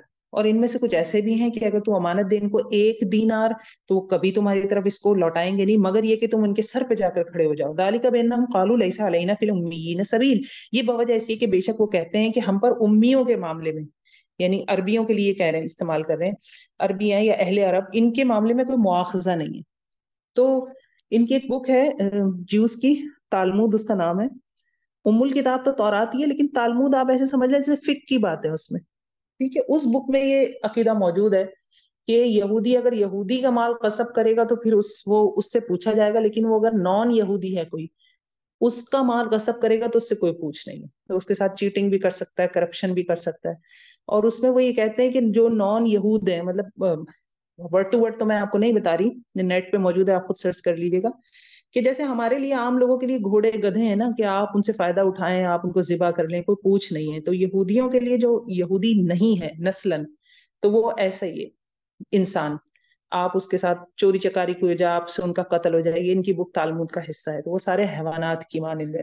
تو وہ یہی بات ہے کہ اللہ رب العزت فرمانے کہ کچھ ایسے ہیں کہ تمہارے ساتھ قنطار بھی تمہیں دے دو، خزانہ بھی دے دو، تو کچھ تو ایسے ہیں، اب دیکھیں اچھے برے لوگ ہر جگہ ہیں کہ وہ لوٹا دے گا آپ کو، لیکن کچھ ایسے ہیں کہ 1 دینار بھی دیں گے تو وہ آپ کو نہیں لوٹائے گا. وَيَقُولُونَ عَلَى اللَّهِ كَذِبًا وَهُمْ يَعْلَمُونَ، اور وہ کہتے ہیں اللہ پر جھوٹ اور وہ جانتے ہیں. تو اور یہ ایک طرح کا فتویٰ بھی تھا جو انہوں نے دیا تھا کہ نان یہودی جو ہیں ان کے ساتھ یہودی کر سکتے ہیں کچھ بھی، ان کا مال ان پر حلال ہے. تو یہ اللہ کے اوپر جھوٹ کر رہے ہیں. وَهُمْ يَعْلَمُونَ، جبکہ وہ جانتے ہیں. بَلَا مَنْ أَوْفَىٰ بِعَهْدِهِ، کیوں نہیں جس نے پورا کیا اپنے عہد کو، یعنی کتاب، اللہ کا وعدہ جو ہے اس کو، اللہ کے ساتھ جو وعدہ کیا اس نے وہ پورا کیا. واتقوا، اور اس نے تقوی اختیار کیا. فإن اللہ، تو بے شک اللہ رب العزت یحب المتقین، محبت رکھتا ہے تقوی کرنے والوں سے. بے شک وہ لوگ جو لے دیتے ہیں اللہ کے عہد کے بدلے اور اپنی قسموں کے بدلے تھوڑے پیسے، یعنی غلط فتوے دے لیے، غلط تعویلیں. اس میں یہودی علماء بھی شامل ہے. دیکھیں یہودی بار بار میں نام لے رہی ہوں، یہ صرف اس لیے کہ ہم سے بالکل پیچھے والی قوم وہ ہے یہود اور نصارہ. تو ان کی مثال دیکھیں، امت مسلمہ کو سمجھایا جا رہا ہے کہ یہ غلطیاں انہوں نے کی، اس کی وجہ سے وہ مغضوب اور ضالین ہو گئے. تو امت محمدی تم نے مغضوب اور ضالین نہیں ہونا. یہ اس لیے میں بتا جا رہا ہے. یہ آیات چرچ میں جا کے نہیں پڑھی جاتی، یہ آیات قرآن مسجد میں پڑھی جاتی ہیں. تو کس کو سنایا جاتا ہے؟ ہم مسلمانوں کو سنائی جاتی ہیں آیات. میں کس کو تفسیر بتا رہی ہوں؟ آپ کو بتا رہی ہوں، خود پڑھ رہی ہوں. تو یہ چیزیں ہم نے نہیں کرنی، اس لیے بار بار یہ آ رہا ہے. تو اس سے یہ ذہن میں نفرت لانے کے بجائے یہودیوں کے لیے اپنے لیے کریکشن والا فیکٹر آنا چاہیے ہمیں. بے شک وہ لوگ جو لے لیتے ہیں اللہ کے عہد کے بدلے چھوٹی قیمت، اولئک لا خلاق لهم فی الاخرہ، نہیں ہے ان کے لیے کوئی حصہ آخرت میں. یعنی جو علماء کی کلاس ہے، جو علم والے ہیں، اگر وہ غلط فتوے دے رہے ہیں، وہ بگاڑ لا رہے ہیں معاشرے میں، کتاب اللہ میں تفریق کر رہے ہیں، قرآن کو مثال کے طور پر قرآن کی غلط تعبیلیں نکال رہے ہیں، کس لیے؟ ثمنن قلیلا، دنیا کے فائدے کے لیے۔ ان کی سزائیں دیکھ لیں، لا خلاق لہم فی الآخرہ، آخرت میں کوئی ان کا حصہ نہیں ہے، ولا یکلمہم اللہ، اللہ ان سے کلام بھی نہیں کرے گا، ولا ینظر الیہم، نمبر 3 ان کی طرف دیکھے گا بھی نہیں یوم القیامہ، نمبر 4 ولا یزکیہم، نہ ان کو پاک کرے گا، نمبر 5 ولہم عذاب علیم، اور ان کے لیے عذاب دردناک۔ ایسا کیوں ہے؟ کتاب میں تبدیلی کرنا، بائبل کے حوالے سے اگر ہم دیکھیں، ان کی کتاب میں تبدیلی کی وجہ سے لاکھوں لوگ، اللہ معاف کرے، شرک کا شکار ہو گئے۔ کتنے لوگوں نے تبدیلی کی ہوگی؟ کیا لاکھوں لوگوں نے کتاب میں تبدیلی کی ہوگی؟ نہیں، کتاب میں تبدیلی کرنے والے کچھ ہوں گے، شاید دسیوں لوگ ہوں گے، سینکڑوں بھی نہیں ہوں گے، لیکن اس کی وجہ سے لاکھوں کروڑوں لوگ جہنم کا ایندھن بننے کے لیے تیار ہیں۔ اللہ انہیں ہدایت دے۔ تو اس لیے اتنی سخت سزائیں، لا خلاق لہم ولا یکلمہم اللہ ولا ینظر الیہم ولا یزکیہم ولہم عذاب علیم۔ کوئی راستہ نہیں ہے۔ ہوتا یہی ہے نا کہ تھوڑا بہت ہی مل جائے، لا خلاقہ، تھوڑا سا حصہ کچھ نہیں کیا ہی مل جائے، نہیں، چلے میں بات ہی کر لوں اللہ سے، معافی مانگ لوں، لا یکلمہ اللہ، چلو اللہ تعالیٰ ہمیں طرف دیکھ ہی لیں، ولا ینظر الیہم، اللہ دیکھے گا بھی نہیں، اللہ تعالیٰ کوئی پلس مائنس کر کے مجھے پاک کر دیں، ولا یزکیہم، پاک بھی نہیں ہو سکتا، پھر آگے کیا بچ گیا؟ یا اللہ بس جہنم میں گرانے سے بچا لیں، ولہم عذاب علیم۔ تو اتنا علم والے، یہ ایسے ہی ہے، گھر میں امی ابو میں لڑائی ہوتی ہے تو بچوں کو بگاڑنے کی ضرورت نہیں، بچے خود ہی بگڑ جاتے ہیں۔ تو جب بڑے بڑے جو علماء کرام ہیں ان میں بگاڑ آتا ہے تو پھر پوری پوری نسلیں تباہ ہو جاتی ہیں۔ وَإِنَّ مِنْهُمْ لَفَرِيقًا، اور بے شک ان میں، کس میں؟ اہل کتاب میں ایک گروہ ہے، يَلْؤُونَ أَلْسِنَتَهُمْ بِالْكِتَابِ، وہ موڑتے ہیں اپنی زبانوں کو کتاب کے ساتھ، یعنی تورات انجیل پڑھتے وقت لفظ کچھ ہوتا ہے، زبان موڑ کے کچھ اور لفظ پڑھ دیتے ہیں۔ لِتَحْسَبُوهُ، تاکہ تم سمجھو اس کو، کیا؟ من الکتاب، کتاب میں سے، وما ہوا من الکتاب، جبکہ وہ کتاب میں سے نہیں ہے، وَيَقُولُونَ هُوَ مِنْ عِنْدِ اللَّهِ وَمَا هُوَ مِنْ عِنْدِ اللَّهِ، اور وہ کہتے ہیں کہ یہ اللہ کے پاس سے، اور جبکہ وہ اللہ کے پاس سے نہیں ہے، وَيَقُولُونَ عَلَى اللَّهِ كَذِبًا وَهُمْ يَعْلَمُونَ، اور وہ کہتے ہیں اللہ پر جھوٹ اور وہ جانتے ہیں۔ یہ کیا تھا؟ یہ تھا جیسے رائنا کہہ دیا کرتے تھے نا، رائنا، صحابہ کرام آپ صلی اللہ علیہ وسلم کو جب مخاطب کرتے تو رائنا کہتے کہ ہماری رعایت کریں، ہماری طرف دیکھیں، میں آپ سے کچھ پوچھنا ہے۔ تو یہ کیا کرتے تھے؟ رائنا، ہمارے چرواہے، یہ اس طرح سے کر کے ذرا سی زبان کو موڑا، لفظ بدل دیا، مذاق اڑا رہے مجلس میں آپ صلی اللہ علیہ وسلم کا۔ تو یہ تو ایک اس حوالے سے ہے۔ اسی طرح جب فتاویٰ پڑھتے تھے تو کوئی آ گیا کسی سے، مثال کے طور پر زنا ہو گیا یہودیوں میں سے، اور پھر وہ آ کے پوچھتا ہے کہ سزا کیا ہے؟ سزا تو ہے بھائی رجم کرنا ہے اگر شادی شدہ ہے۔ اب ان کو رجم کی سزا ملنی چاہیے، کچھ پیسے ویسے دے دیا انہوں نے، کہا کہ یہ ایسی تبدیلی کر دی، کچھ اس طرح کا فتویٰ دے دیا کہ بس گدھے پہ بٹھائیں، منہ کالا کریں اور ایک چکر لگوا دیں بستی میں، تو اس سزا ہو گئی۔ تو یہ سارے پیسے لے کے غلط فتوے دینا جو پیچھے بھی ہم پڑھ کر آئے۔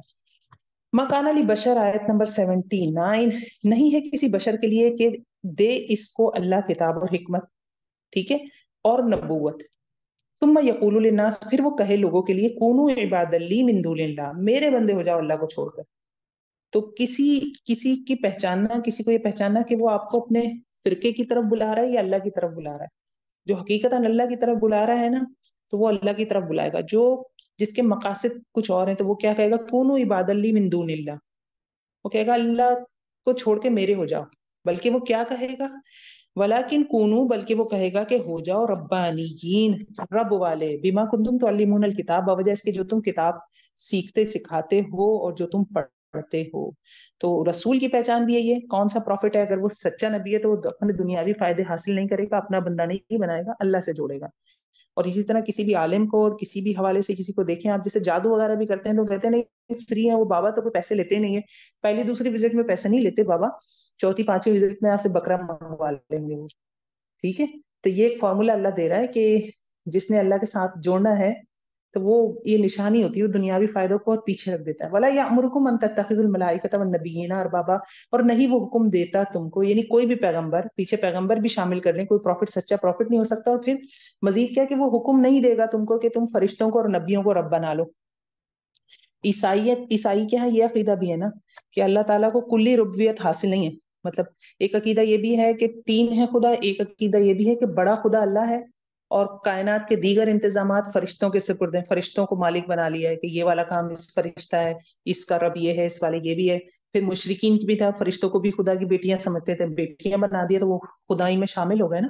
تو یہاں پہ منع کیا جا رہا ہے کہ ایسا پروفٹ سچا پروفٹ نہیں ہو سکتا۔ ایامرکم بالکفر، کیا وہ حکم دے گا کفر کا تمہیں جبکہ تم مسلمان ہو، ٹھیک ہے۔ فَإِذَا أَخَذَ اللَّهُ مِيثَاقَ النَّبِيِّينَ، اور جب لیا اللہ نے پختہ عہد نبیوں سے، البتہ جو میں دوں تم کو आतीतुकुम मिनल किताब, किताब में से और हिकमत में से, और फिर आ जाए तुम्हारे पास एक रसूल जो तस्दीक करने वाला हो इस चीज की जो तुम्हारे पास है, तो अलबत्ता तुम जरूर ईमान लाओगे इस पर और तुम जरूर मदद करोगे इसकी। तो एक रसूल को जब अल्लाह रब्बुल इज्जत दुनिया में भेज रहे हैं तो उससे ये अहद दे के भेजते थे कि जो किताब और हिकमत में तुम्हें दे रहा हूँ और तुम्हारे बाद कोई प्रॉफिट आता है, तुम्हारे सामने आ जाता है और वो सच्चा प्रॉफिट है, तो तुमने उसकी लतुमिनुन्ना वला तंसुरुन्ना, तुमने उस पर ईमान भी लाना है और उसकी मदद भी करनी है। इसमें मोहम्मद सल्लल्लाहु अलैहि वसल्लम भी शामिल है। आखिरी प्रॉफिट का तस्करा लगभग तमाम बड़े मजाहिब की किताबों में मौजूद है मोहम्मद सल्लल्लाहु अलैहि वसल्लम के हवाले से। क़ाला अक़ररतुम, अल्लाह ने कहा क्या तुमने इकरार किया, अख़ज़्तुम अला ज़ालिकुम इसरी, और तुमने लिया इस पर मेरा अहद। क़ालू अक़ररना, सारे प्रॉफिट्स ने कहा हमने इकरार किया। तो आप सल्लल्लाहु अलैहि वसल्लम को मानने का या अपने बाद आने वाले सच्चे प्रॉफिट को मानने का इकरार सारे प्रॉफिट्स ऊपर कर कर आए, और फिर ये उन्होंने किताबों में भी तस्करे सबके मौजूद है और फिर उन्होंने अपने मानने वालों से भी लिए ये अहद। क़ाला फ़शहदू, फरमाया पस गवाह रहो और मैं तुम्हारे साथ गवाहों में से हूँ। फमन तवल्ला बअद ज़ालिक, आयत 82, तो जो कोई मुंह फेर जाए इसके बाद तो यही लोग हैं जो फासिक हैं। फ़गैर दीन अल्लाह यबगून, क्या भला सिवाय अल्लाह के दीन के वो तलाश करते हैं। हालांकि इसी के लिए फर्माबरदार है जो कुछ भी आसमानों में और जमीन में है, खुशी से और नाखुशी से, व इलैहि युरजऊन, और इसी की तरफ वो लौटाए जाएंगे। आयत 84, कुल आमन्ना बिल्लाहि वमा उनजिला अलैना वमा उनजिला अला इब्राहीम व इस्माईल व इसहाक व याकूब वल अस्बाति वमा ऊतिया मूसा व ईसा वन नबिय्यून मिन रब्बिहिम ला नुफर्रिकु बैना अहदिम मिनहुम व नहनु लहु मुस्लिमून।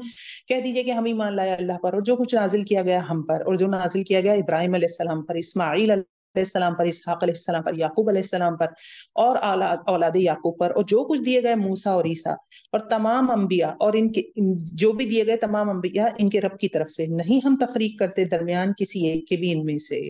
वनहनु लहु मुस्लिमून, और हम इसके फर्मा बरदार हैं। दोबारा अकायद को रिवाइज किया गया। वमन यब्तगी, और जो कोई तलाश करेगा इस्लाम के अलावा कोई दीन तो हरगिज ना कबूल किया जाएगा उससे। पीछे भी क्या गया था, इस्लाम ही अल्लाह की नजर में एक दीन है जो कबूलियत के कायल है। ये दूसरा भी यहाँ दोबारा बात आ गई। वह हुआ फिल आखिरती मिनल खासिरीन, तो जो कोई ये नहीं करेगा वो क्या होगा, आखिरत में खसारा उठाने वालों में से होगा। कैफ यहदिल्लाहु कौमन कफरू बअद ईमानिहिम, किस तरह अल्लाह हिदायत दे सकता है किसी कौम को, यहाँ यहूद और नसारा मुराद है, जिन्होंने कुफर किया अपने ईमान के बाद। वह शाहिदु अन्ना रसूला हक, और उन्होंने गवाही दी बेशक रसूल बरहक हैं, यानी दिलों में तो गवाही दे ही रहे थे ना मोहम्मद सल्लल्लाहु अलैहि वसल्लम सच्चे रसूल है। वजाअहुमुल बय्यिनात, और आगे इनके पास रोशन निशानियां, और अल्लाह ताला नहीं हिदायत देगा उस कौम को जो जालिम हो। उलाइका जज़ाउहुम अन्ना अलैहिम लअनतुल्लाहि वल मलाइका, और यही लोग हैं इनकी जज़ा बेशक ये है कि इन पर अल्लाह की लानत है, फरिश्तों की लानत है और लोगों की, सबके सब लोगों की लानत है। 88 खालिदीन फीहा, हमेशा रहने वाले हैं इस पे, ना हल्का किया जाएगा इनसे अजाब और ना वो मोहलत दिए जाएंगे। इल्लल्लज़ीना ताबू, मगर वो लोग जिन्होंने तौबा की इसके बाद और इस्लाह की, तो बेशक अल्लाह ताला बख्शने वाला मेहरबान है। इन्नल्लज़ीना कफरू, बेशक वो लोग जिन्होंने कुफ्र किया अपने ईमान के बाद फिर बढ़ गए कुफ्र में, लन तुक़बल तौबतुहुम, हरगिज नहीं कबूल की जाएगी इनकी तौबा। व उलाइका हुमुद्दल्लून, और बेशक वही लोग हैं जो भटके हुए हैं। इन्नल्लज़ीना कफरू व मातू वहुम कुफ़ार, और बेशक वो लोग जिन्होंने कुफ्र किया और मर गए इस हाल में कि वो काफिर थे। फलन युक़बला मिन अहदिहिम मिलउल अर्दि ज़हबा, तो हरगिज ना कबूल किया जाएगा इनसे किसी भी किस्म का इनमें से जमीन भर सोना, वला विफ्तदा बिह, अगरचे वो फिदिया दे दे इसका। यानी दो कंडीशन बताई जा रही हैं। पहली ये कि बंदा गुनाह करता है, सुम्मा दादू कुफरा, आयत 90 में, फिर वो बढ़ता ही जाता है उस गुनाह में, बढ़ ही जा रहा है। एक तो इतना बंदा फिसलता खड़ा हो जाता है, फिर फिसलता फिर खड़ा हो जाता है, तौबा कर लेता है, पलट जाता है, दिल में हत्ता के हल्का ख्याल भी आए कि अल्लाह मैं गलत कर रहा हूँ, मुझे माफ फरमा दे, जबान से भी नहीं बोला, तो फिर वो इस कैटेगरी के हवाले से अलग है। कुछ क्या है, सुम्मा दादू कुफरा, वो बढ़ते ही जा रहे हैं, उन्हें कोई होश ही नहीं है, गुनाह फिर उसके ऊपर गुनाह, फिर उसके ऊपर गुनाह, गुनाह गुनाह गुनाह, लन तुक़बला तौबतुहुम, तो अल्लाह उनकी तौबा कबूल नहीं करेगा। कुछ ऐसे हैं जो कुरान में आएगी आयत के नादानी में जहालत में गुनाह करते हैं, जैसे ही गुनाह करते हैं फौरन तौबा करते हैं, तो अल्लाह ने कहा इनकी तौबा मेरे जिम्मे है, यानी मैं लाजिम इनकी तौबा कबूल करूंगा। ये एक किनारा है। अब ये दूसरा किनारा है जो हम आयत नंबर 90 में देख रहे हैं, जो बिल्कुल जी रहे हैं फिरौनियत में, उन्हें कोई होश नहीं है, तो ये दूसरा किनारा है, इनकी तौबा कबूल नहीं होगी। मैं आप जैसे लोग हम बैन बैन हैं, कभी फौरन तौबा कर लेते हैं, कभी गुनाह पे इसरार कर लेते हैं, फिर तौबा कर लेते हैं। इसका मामला अल्लाह जानता है, मैं अल्लाह से उम्मीद रखती हूँ अल्लाह अपनी रहमत करेंगे हम पे। तो ये एक है। फिर कुछ लोग ऐसे हैं जो कुफ्र की हालत में मर गए, ان الذین کفروا وماتوا وهم کفار، وہ مر گئے اس حال میں کہ وہ کافر تھے. تو اللہ تعالیٰ فرما رہے ہیں کہ زمین کے برابر بھی سونا وہ فدیے میں دے دیں تو قبول نہیں کیا جائے گا. اولئک لهم عذاب علیم، یہی لوگ ان کے لیے عذاب ہے دردناک. وما لهم من ناصرین، اور نہیں ہے ان کے لیے مددگاروں میں سے کوئی. دیکھیے یعذب من یشاء ویغفر لمن یشاء، اللہ جس کو چاہے گا معاف فرمائے گا، جس کو چاہے گا عذاب دے گا. اس حقیقت کو ہمیشہ ذہن میں رکھیں. یہ قرآن کی آیات ہیں، ہم پڑھتے ہیں، کبھی کسی خاص سینیریو میں بات ہوتی ہے، کبھی کچھ خاص لوگوں کے لیے بات ہو رہی ہوتی ہے، لیکن یہ والی آیت وَمَن يُعَذِّبُ وَمَن يَغْفِرُ، اللہ رب العزت سے کوئی پوچھ نہیں سکتا کہ آپ نے یہ کیوں کیا. تو اللہ سے امید ہمیشہ رکھیں، اس کی رحمت کی امید ہم سب ہمیشہ رکھیں، لیکن ساتھ ساتھ گناہوں پہ اصرار نہ کرے بندہ، نیکیاں بھی کرے. ایک مومن جو ہوتا ہے وہ بین بین جیتا ہے. کس طرح سے؟ امید اور خوف کے درمیان جیتا ہے. امید بھی ہوتی ہے اور خوف بھی ہوتا ہے. جزاکم اللہ خیرا کثیرا. بارک اللہ لی ولکم فی القرآن العظیم ونفعنی وإیاکم بالآیات والذکر الحکیم. ربنا تقبل منا انک انت السمیع العلیم وتب علینا انک انت التواب الرحیم. آمین یا رب العالمین. سبحانک وبحمدک. السلام علیکم ورحمۃ اللہ وبرکاتہ.